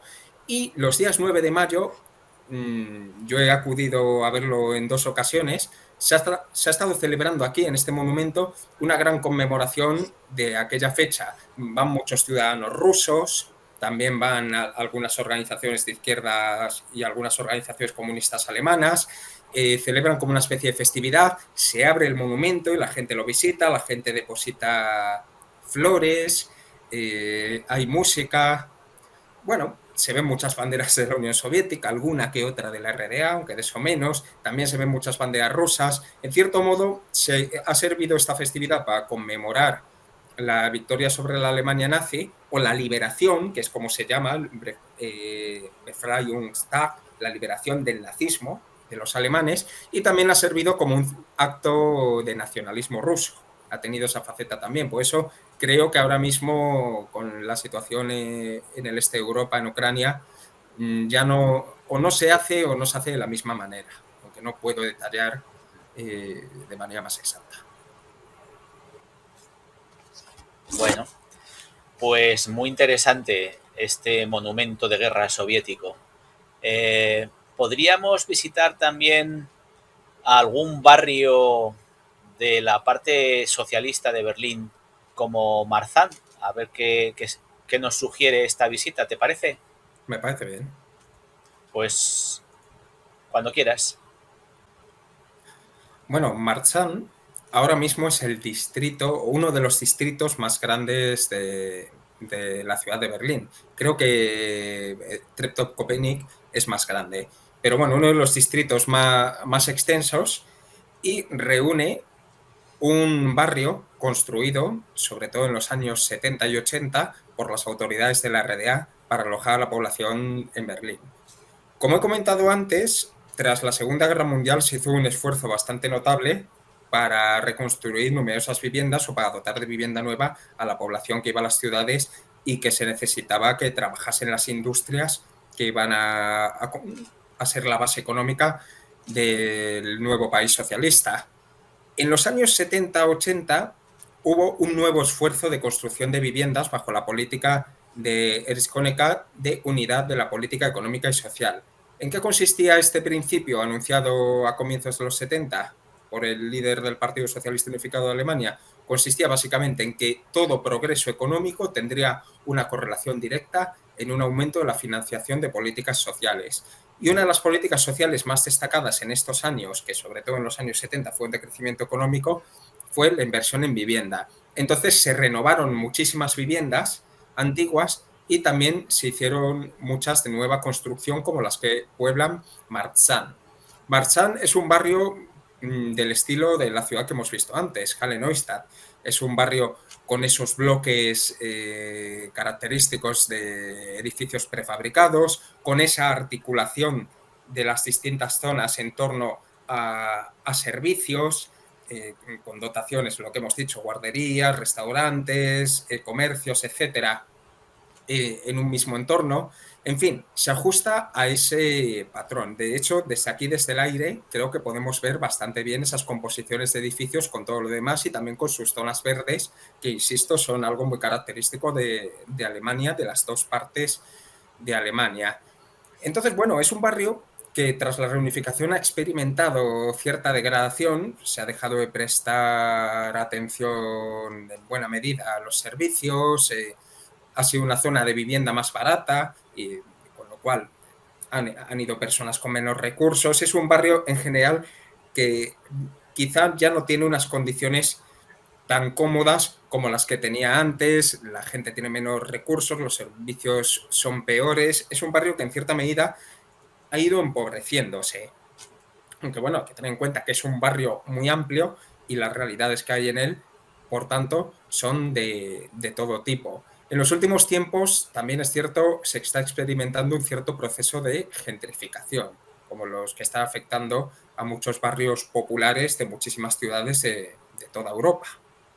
Mismamente en España eso ocurre mucho. Y bueno, a Marzahn se le ha dedicado una novelita que ha publicado hace poco en España Hoja de Lata, llamada Marzahn Mon Amour, que es como una especie de fresco costumbrista de la vida de ciudadanos de Marzahn en el día de hoy, ciudadanos que viven en la RDA, cada uno con sus trayectorias, algunos con trayectorias positivas, otros con trayectorias negativas, y que se han encontrado con diferentes realidades en la Alemania reunificada, que, bueno, que supone un marco político, social y cultural diferente al que estaban acostumbrados, sobre todo aquellas personas de más edad que desarrollaron el grueso de su vida en la RDA, trabajaban allí y que en cierto modo se vieron desubicadas en el nuevo panorama. Es una novela curiosa, como digo, un fresco costumbrista. Muy bien. Bueno, pues podríamos también hacer otra visita a un sitio que tenía una gran importancia desde el punto de vista de la administración, que es la Casa de los Ministerios. ¿Te parece? Me parece muy bien.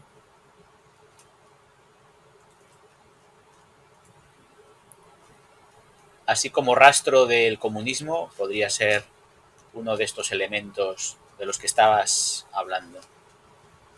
Bueno, yo más que como rastro del comunismo lo diría que es un vestigio de la compleja trayectoria histórica alemana.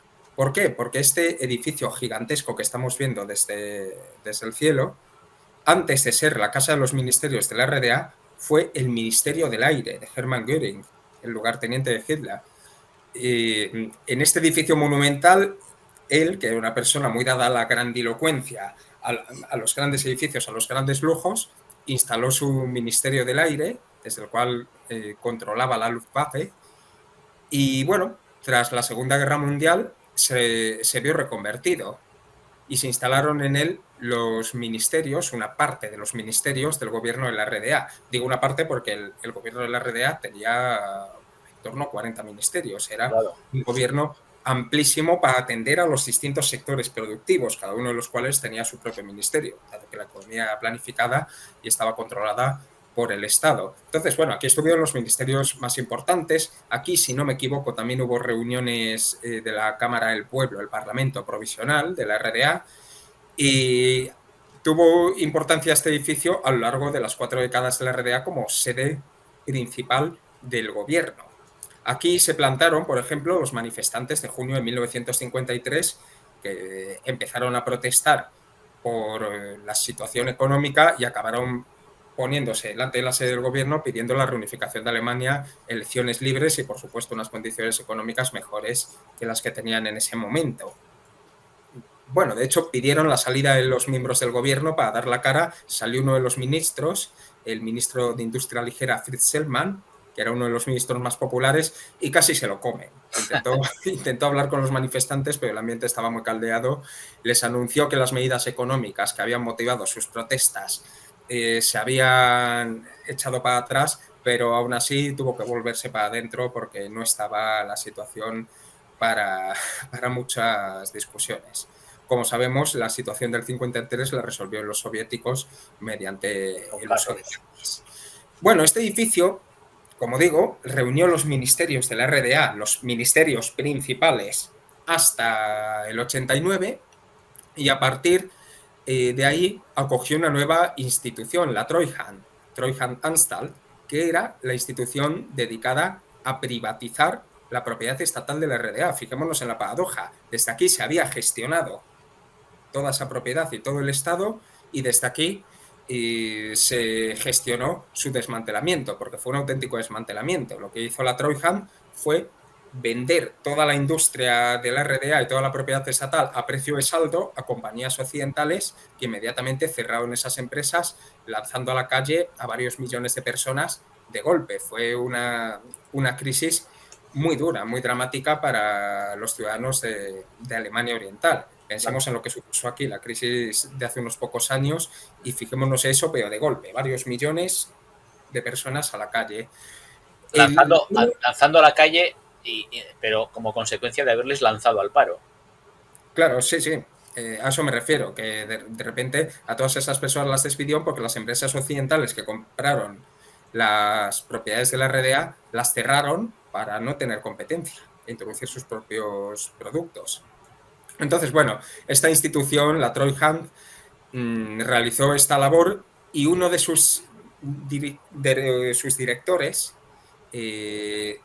Detlef Roveda, que ahora da nombre al edificio, fue asesinado en una especie de atentado que todavía no se ha aclarado, todavía no se sabe quién mató a Roveda. Pero bueno, fue asesinado en un atentado y ahora da nombre al edificio, que ya no es sede de la Treuhand, que ya no existe, sino sede del Ministerio Federal de Finanzas, es decir, el Ministerio de Hacienda. Este edificio tiene mucha significación, por tanto, histórica, porque representa épocas muy diferentes. Ese Ministerio del Aire de los nazis, esa Casa de los Ministerios de la RDA, luego el centro de las privatizaciones. Y bueno, tiene una presencia muy importante en una novela que refleja esta trayectoria, que es la novela de Günter Grass, el autor del Tambor de Hojalata. Es cuento largo, Ein weites Feld. En esta novela, que efectivamente es una novela muy larga, un cuento muy largo y no es precisamente fácil de leer, pues bueno, el protagonista trabaja a lo largo de toda su vida en este edificio y por lo tanto él ve la época del Ministerio del Aire, ve la época de los ministerios, ve la época de la Treuhand y la novela habla de todas estas cuestiones. Es un edificio que tiene mucha importancia en ella. En fin, es un punto más que merece la pena visitar en Berlín, aunque no sea un edificio precisamente bonito, pero bueno, refleja esa magnificencia, esa suntuosidad de Goering y todos esos tramos de la historia alemana. Muy bien. Y el último vestigio del comunismo que vamos a visitar es la que ya mencionábamos, ¿no? La casa del maestro, la casa del profesor, para indicar la importancia que tenía la educación para la República Democrática Alemana, para todos los países en general del ámbito marxista-leninista, pero en concreto para nuestros amigos de la RDA. Cuando quieras. Bueno, este edificio está situado en Alexanderplatz, que era uno de los centros neurálgicos de Berlín Oriental. Alexanderplatz siempre ha sido un centro fundamental en Berlín, que quedó bastante afectado por la Segunda Guerra Mundial y que, por tanto, experimentó una profundísima remodelación. Y fue remodelado conforme a los criterios arquitectónicos socialistas, como un espacio amplio para la celebración de eventos de masas y también para llevar a cabo en él eventos de ocio de todo tipo.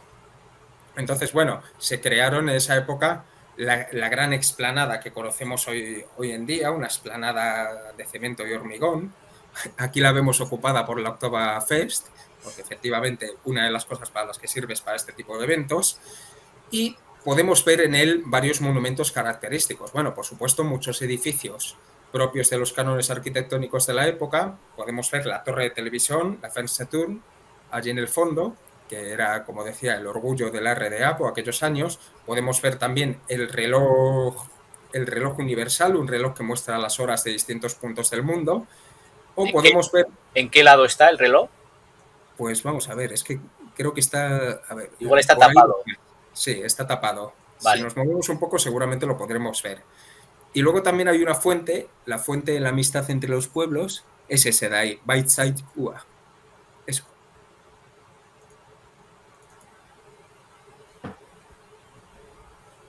A ver.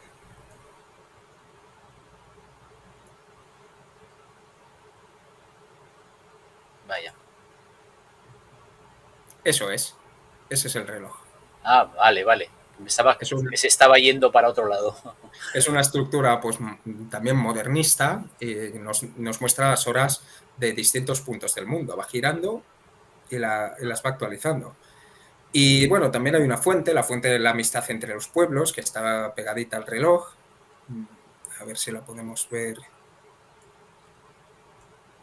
A ver.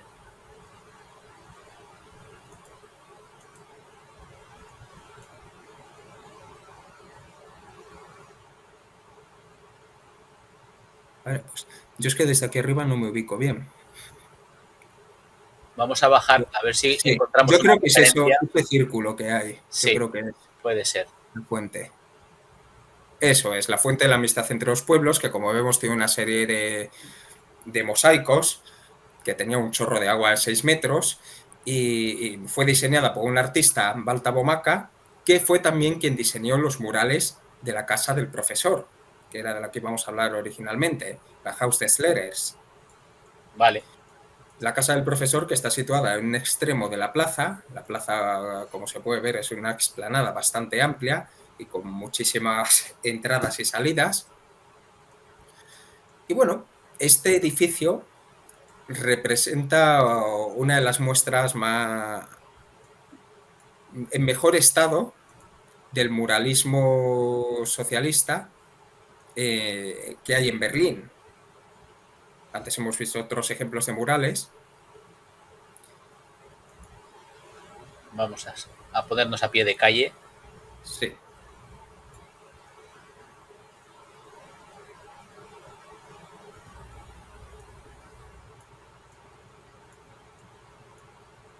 Empezamos por aquí, ¿te parece? Por este Perfecto, lado. Sí. Bueno, esta es la casa del profesor. En Alexanderplatz había varias casas vinculadas con distintos oficios. Se crearon en los años 60. Había una casa de la industria electrónica, por ejemplo. Bueno, había varios edificios dedicados a distintas ramas y ocupaciones. Y la casa del profesor se caracteriza por estos murales que la rodean, hay uno por cada lado, hechos, como decía, por Balta Bomaca, que representan perspectivas idílicas de la vida en la RDA. Ese realismo socialista que no es precisamente realista porque muestra no la vida que hay, sino la vida a la que se aspira. Y bueno, aquí nos muestran distintas profesiones en el ámbito científico, en el ámbito educativo, en el ámbito del campo. Vemos también profesionales sanitarios, vemos a lo largo de los murales, vemos de todo, por supuesto, trabajadores manuales, ahí tenemos la paloma de la paz. Aquí se ve un símbolo de la energía nuclear, ¿verdad? Efectivamente, que era un punto también muy importante que se vinculaba con la paz, la energía nuclear como fuente de energía y como fuente de paz. Ya sabemos que eso no es tan sencillo.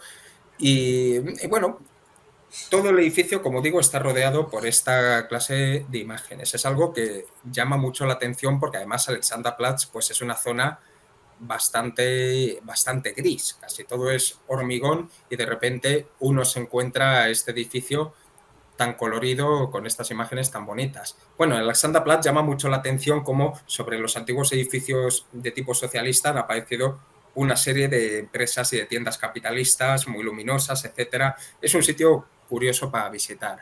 Bueno, Y bueno, aquí tenemos... a mí no me gusta mucho utilizar el término capitalista porque lo utilizaba como un insulto, capitalista, burgués y demás, y yo creo que forma parte del lenguaje de guerra, pero bueno.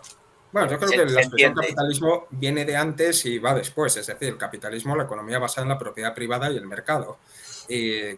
Cada cual lo puede interpretar en términos positivos, en términos peyorativos, como quiera, pero yo entiendo sobre todo que es un término descriptivo. Y lo que estamos viendo son empresas, grandes empresas, es decir, empresas capitalistas asentadas ahí formando un conglomerado, ¿cómo decirlo?, de mezcla de elementos históricos.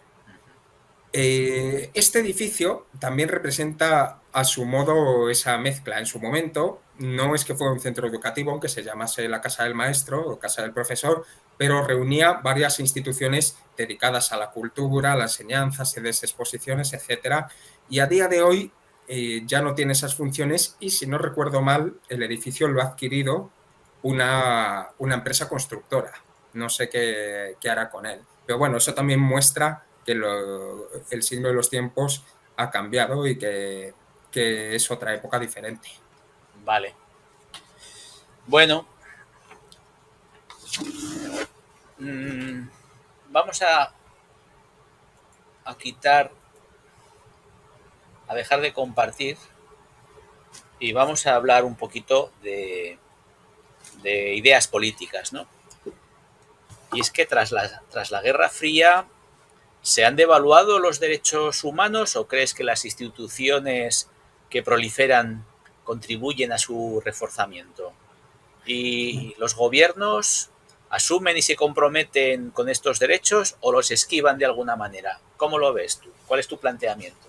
Bueno, yo creo que la Declaración Universal de los Derechos Humanos no es una ley, no es un documento imperativo, sino que sobre todo es una declaración de intenciones comunes de la humanidad. Es decir, es el reconocimiento por parte de los seres humanos de que las personas tienen unos derechos inalienables. Ahora, luego cada país los aplica como quiere. Y ahí es donde encontramos realidades muy diversas, por varias razones. En primer lugar, porque una carta tan sucinta como la Declaración Universal de Derechos Humanos puede estar sujeta a distintas interpretaciones. Pensemos, por ejemplo, el derecho a la libertad de movimiento. Cuando los derechos humanos, la Declaración Universal dispone que todo el mundo tiene derecho a desplazarse, generalmente se interpreta como una violación de los derechos humanos no dejar salir a la gente con estructuras como el muro de Berlín, lo cual es absolutamente correcto, es una violación de los derechos humanos. Pero olvidamos la otra faceta, que es no dejar entrar a la gente, que eso también puede interpretarse como una violación de los derechos humanos, ¿no? Entonces, bueno, existen múltiples interpretaciones sobre el contenido de esta Carta de Derechos. Por supuesto, interpretaciones muchas veces interesadas. En el mundo existen todo tipo de regímenes políticos y cada uno aplica los derechos humanos que considera convenientes y con frecuencia se violan derechos humanos de manera consciente sabiendo que se están violando derechos humanos. Tras el final de la Guerra Fría creo que ha habido un cambio muy importante. Y es que antes estaba muy clara la división en el mundo entre qué derechos se respetaban y qué derechos no. Europa del Este no respetaba los derechos políticos, perseguía la disidencia, no tenía elecciones libres, no permitía esa libertad de movimiento, ni de entrada ni de salida, no permitía el asociacionismo ni la formación de partidos políticos, ni la libertad de expresión, es decir, los derechos individuales de tipo político estaban reprimidos en Europa del Este. Sin embargo, había grandes aparatos para proteger los derechos sociales, una serie de cuestiones que también vienen recogidas en esta carta. Derecho a la educación, a la vivienda, a una situación socioeconómica determinada, al trabajo, una serie de aspectos que sí que se garantizaban en la medida de las posibilidades en los países del bloque socialista. El bloque occidental, en cambio, quitando en los países democráticos, quiero decir, los derechos políticos se respetaban, existía pluralidad de partidos, existía pluralidad de medios, libertad de expresión, libertad de manifestación. Los derechos políticos forman parte de la tradición occidental. Sin embargo, los derechos sociales quedaban supeditados a los criterios de mercado, con lo cual, bajo determinadas circunstancias, podían cumplirse algunos derechos sociales y bajo otras circunstancias no, con lo cual fenómenos como el desempleo, como la privatización de servicios, etcétera, eran fenómenos consolidados en el ámbito occidental. Claramente, en un área primaban los derechos sociales y en otro área los derechos de tipo individual y político.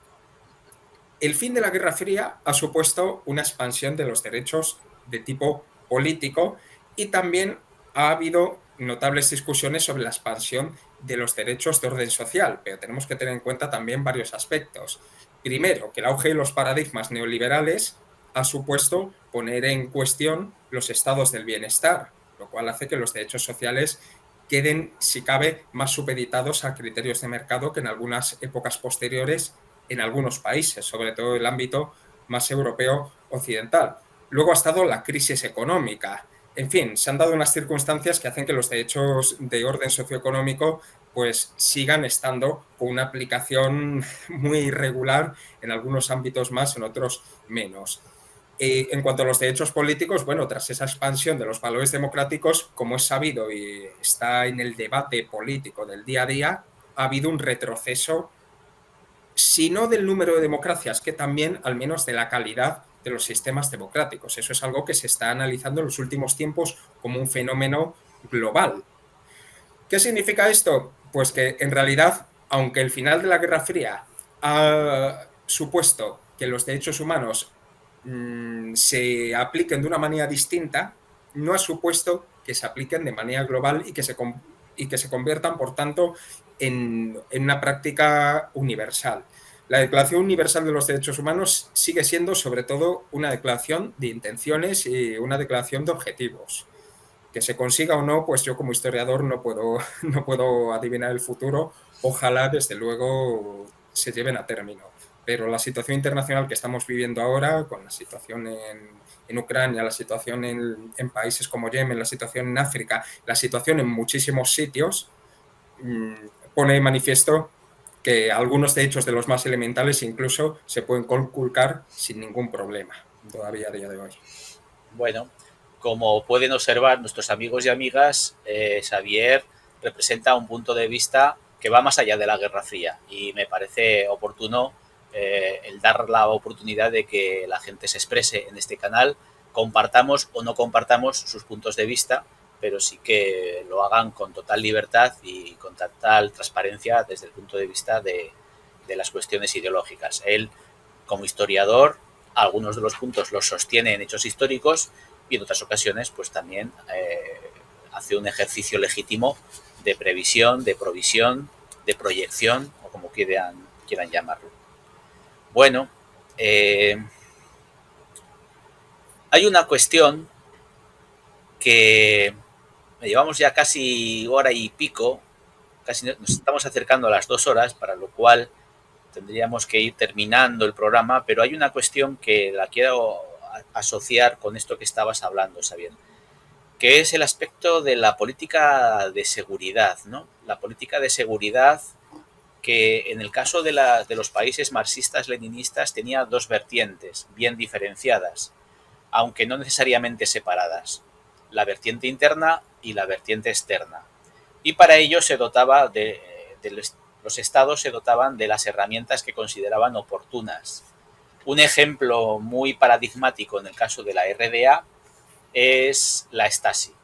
La Stasi ahora sabemos que llevaba una cuenta muy detallada de los disidentes, que inspeccionaba, como se dice vulgarmente, a troche y moche. Prácticamente, si no estabas supervisado por un agente de la Stasi o por un informador de la Stasi, es que no eras nadie en la República Democrática Alemana, no tenías ningún interés, eras un elemento intranscendente.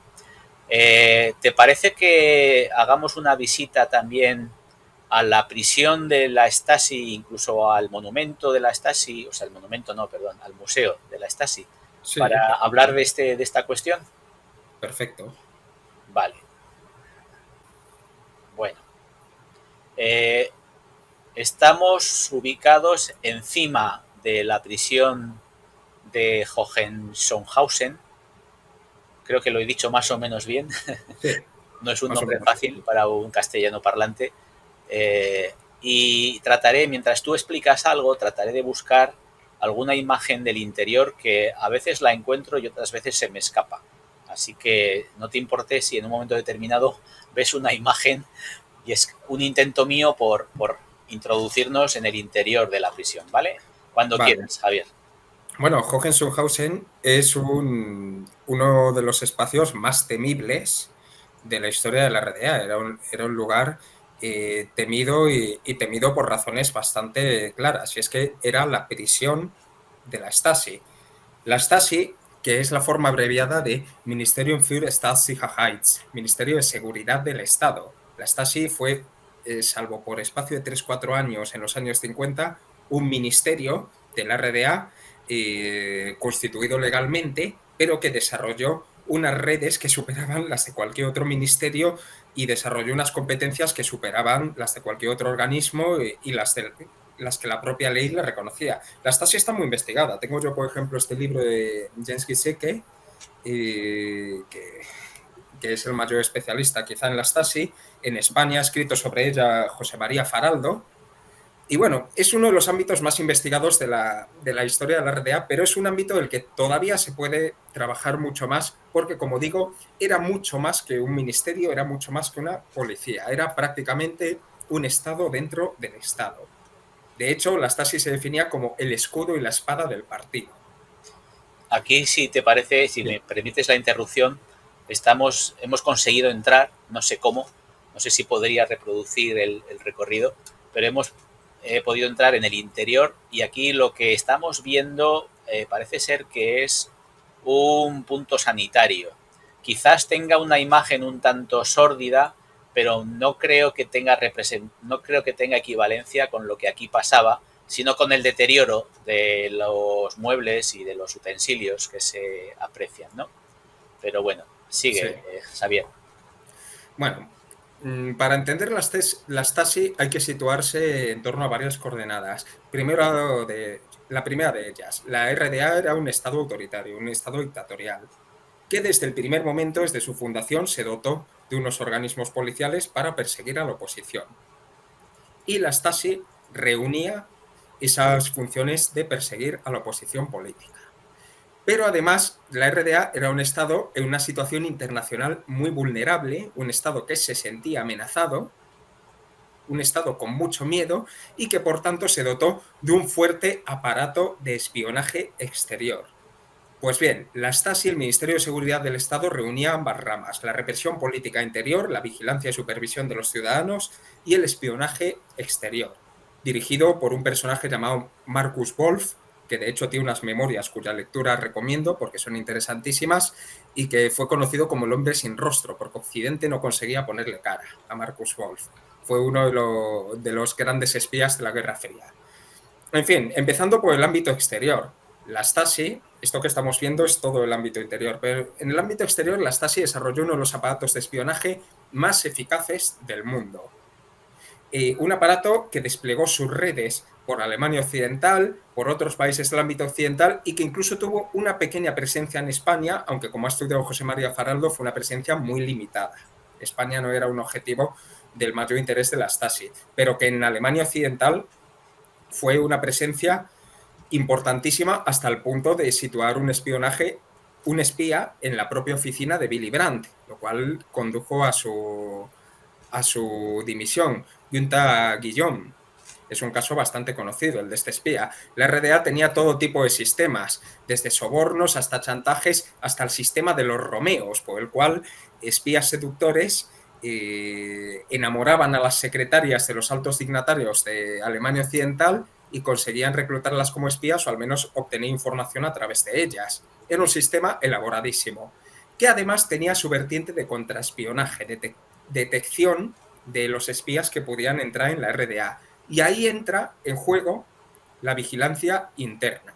Cuando se fundó la RDA, no solo se fundó con algunos elementos opositores importantes dentro del país que fueron reprimidos, sino que también se fundó con mucho temor a la infiltración de espías y de elementos externos que pudieran desestabilizar el país, elementos desde la otra Alemania, elementos de la célebre organización Gehlen, de espías germano-occidental, etc. Entonces, en los años 50, la Stasi empezó a tejer sus redes de vigilancia interna. Pero estas redes se mostraron bastante débiles cuando estalló lo de 1953, las manifestaciones de las que hemos hablado antes, que nadie se esperaba y que en parte mostraron el descontento de la población ante una situación, un descontento que no había sido capaz de prever la Stasi. Entonces, a partir de esto, las funciones de la Stasi aumentaron y aumentó su grado de represión interna. En estos años 50, años 60, además la Stasi tenía unos métodos de represión bastante contundentes.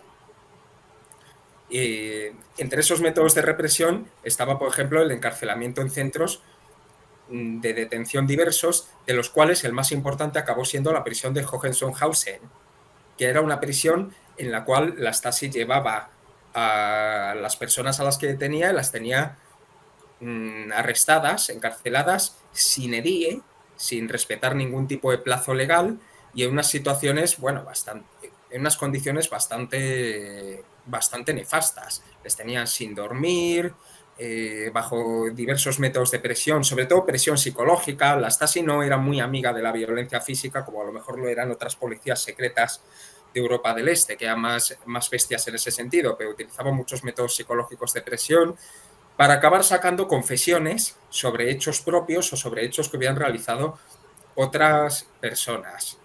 En los años 60 se construyó el muro, como es sabido, a partir de 1961, se blindó la frontera. Entonces, la amenaza exterior se redujo en buena medida, pero la Stasi empezó a perseguir en el ámbito interno la desviación político-ideológica. Es decir, lo que, a juicio de los dirigentes de la Stasi, suponían factores de riesgo para la seguridad del Estado. No tanto el hecho en sí delictivo, el repartir unos panfletos, el espiar, diversos tipos de delitos entre el espionaje y la manifestación política, sino también su preparación y los elementos que podían conducir a la misma. Dudas sobre las políticas, dudas sobre la viabilidad del país, cuestionamiento de los dirigentes, afinidades por otros modelos políticos, etcétera, o discrepancias mismas con la línea del partido. Con lo cual empezó a prestarse mucha atención a lo que pensaba, a lo que decía, a lo que sentía la población. Y empezaron a expandirse los llamados colaboradores no oficiales, los inoffizielle Mitarbeiter, que en el punto álgido de la Stasi llegaron a alcanzar una cifra de unos 180.000 colaboradores en toda la RDA. Pensemos que era un país de unos 16 millones de habitantes. En torno a los 16-17 millones de habitantes, 180.000 colaboradores no oficiales. Estos, sumados a los 90.000 agentes que llegó a alcanzar la Stasi, suponían que se convertía en el servicio de espionaje más potente del mundo en términos relativos a su población y, desde luego, con mayor capacidad de enterarse de lo que ocurría. A partir de los años 70, con Erich Honecker al frente del partido y del Estado, la Stasi fue cambiando sus métodos.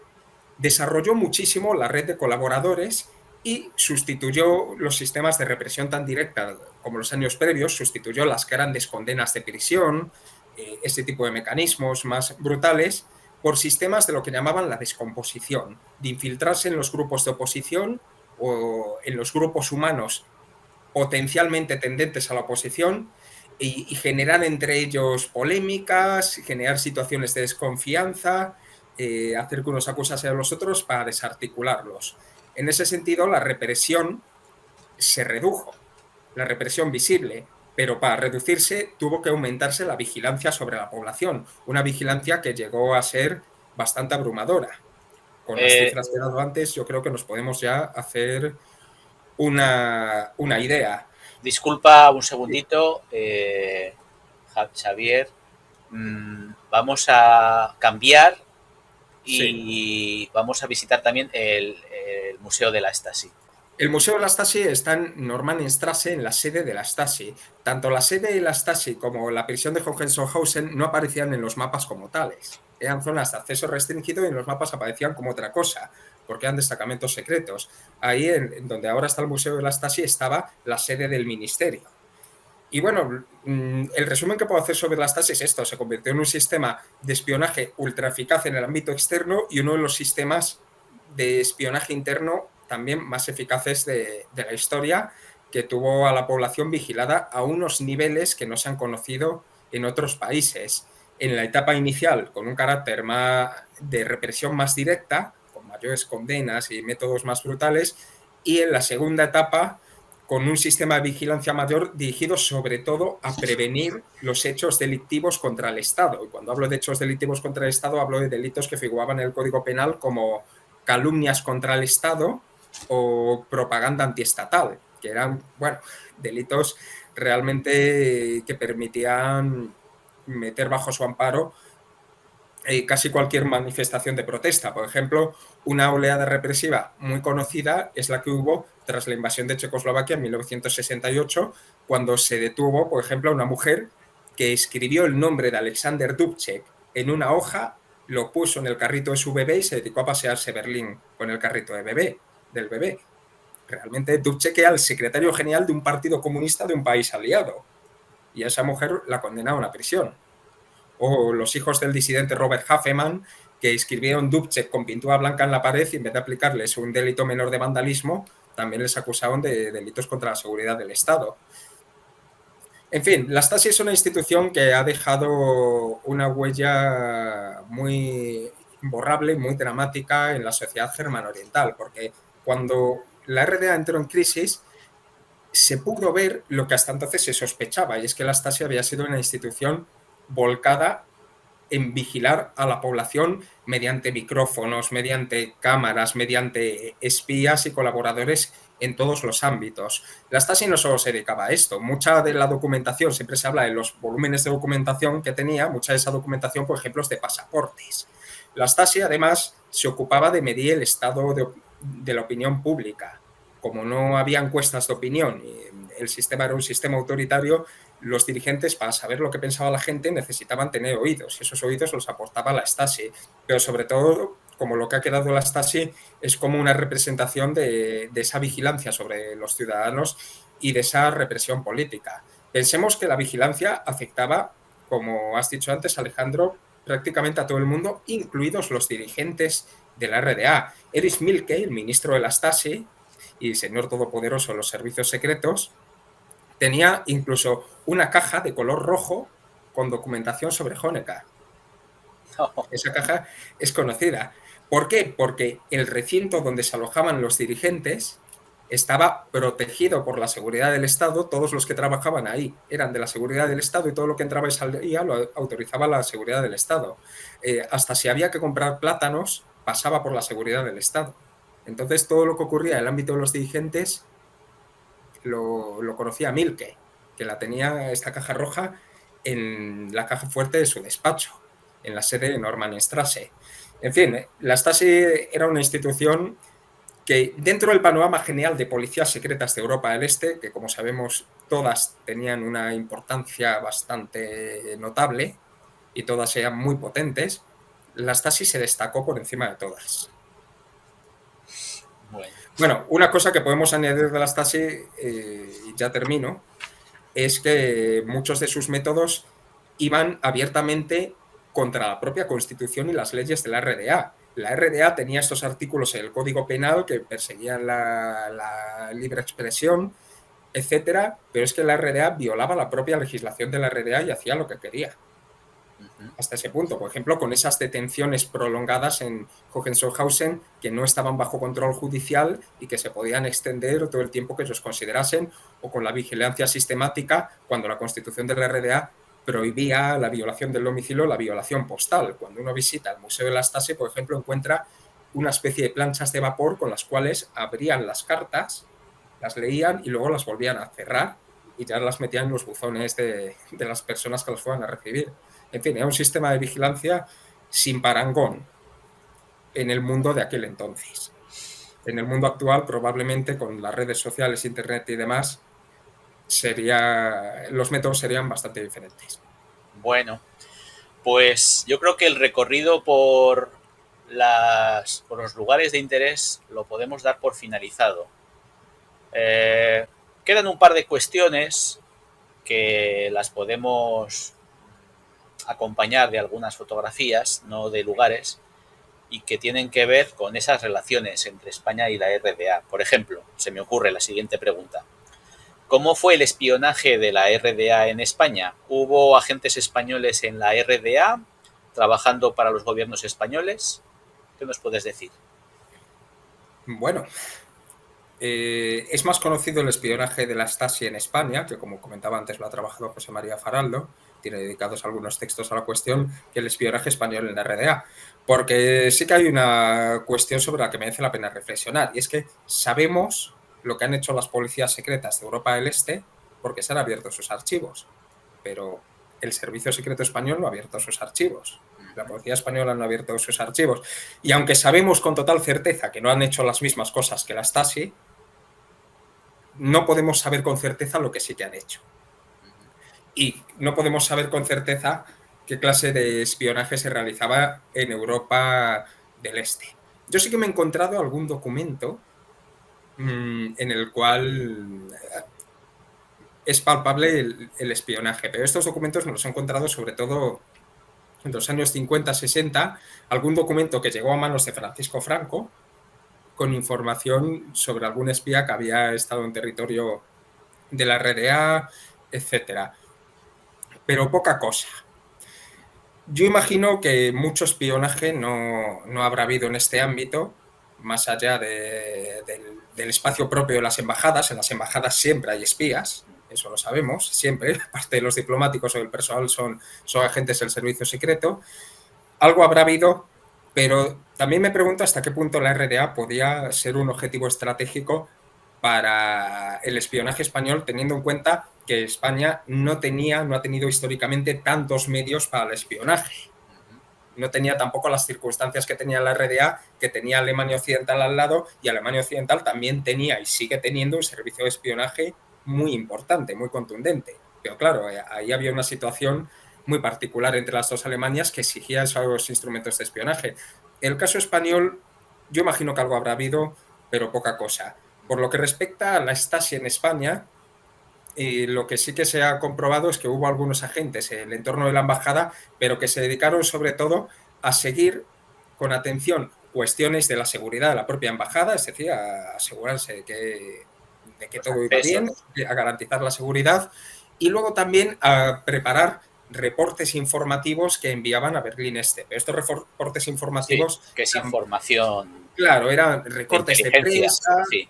Etcétera. Información de inteligencia que se dice. Sí que hubo algunos viajes de informadores. Por ejemplo, un autor famoso en la RDA, Fritz Rudolf Fries, hizo presencia en España en varias ocasiones. Él era literato, investigador de la literatura española, etcétera, y bueno, vino a España y envió informes, pero claro, eran informes de una persona que llegaba a pie de calle, no una persona que se infiltrase en ninguna institución. Y bueno, sí que ha habido algunas investigaciones sobre los posibles vínculos de la Stasi con ETA, pero estas investigaciones lo que han concluido es que, aunque hubo algún contacto, fueron contactos absolutamente esporádicos y que la Stasi y la RDA no quiso saber nada de ella. No hubo involucración del gobierno de la RDA. No, sobre eso hubo bastantes teorías, pero no hubo involucración. Muy bien. Bueno, Xavier, estamos llegando ya al final. ¿Nos quieres contar algo de en qué otros proyectos estás embarcado últimamente? Bueno, estoy embarcado en muchos proyectos porque mi realidad académica y profesional me lo exige. Ya se sabe que cuando se es investigador postdoctoral uno tiene que estar pensando siempre en hacer muchos méritos para alcanzar el siguiente contrato. Entonces, podría decir que no paro de hacer cosas, pero las líneas principales son las que señalaba antes. Dentro de poco, es probable que ya haya salido cuando este vídeo se publique, aparecerá un libro llamado Desencanto y disidencia, estudios sobre la crisis en el comunismo español, que coordino junto con un investigador de la Universidad Autónoma de Barcelona, Eduardo Abad, y en el cual vamos a hacer una serie de aportaciones, 9 autores que nos hemos juntado, sobre distintos aspectos de esa crisis que afectó al movimiento comunista en España en esa década, en los años 80. Mi aportación, por ejemplo, va sobre las relaciones con los comunistas de la RDA y, bueno, vamos a tener más aportaciones sobre las relaciones con los soviéticos, cuestiones de orden interno, etcétera. También estoy continuando el trabajo sobre las relaciones entre España y el ámbito de Europa del Este, la RDA primordialmente, un ámbito al que estoy dedicando esfuerzos en forma de artículos, capítulos y demás, cosas que irán saliendo. Y luego en un congreso que hemos hecho recientemente en Berna, en Suiza, sobre relaciones culturales entre España y el mundo comunista. Es un congreso que ha sido muy exitoso y del cual espero que pueda salir una publicación porque ha habido discusiones verdaderamente interesantes sobre distintos aspectos de estas relaciones culturales. Además, dentro de poco vamos a celebrar en Madrid, el 30 de noviembre, un workshop, una especie de seminario internacional sobre relaciones transnacionales del comunismo en Europa durante la Guerra Fría. En fin, estos son manifestaciones de esas líneas de trabajo de las que te hablaba al principio y a las cuales sigo dedicando mis esfuerzos. Si me preguntas en qué estoy trabajando ahora mismo en estos días, te diré que estoy trabajando con documentación parlamentaria, analizando esos encuentros parlamentarios entre el Congreso y el Senado en España, con distintas asambleas parlamentarias de Europa del Este, qué papel desempeñaba en la diplomacia. En fin, muchas cuestiones que giran en torno a esa tesis que hice originalmente, pero tratan de desarrollar distintos aspectos y de abrir nuevos caminos. Muy bien. Bueno, Xavier, te agradezco enormemente el esfuerzo que te has tomado para contarnos con el máximo detalle y con tu vasta visión del mundo comunista todos estos sitios que hemos visitado.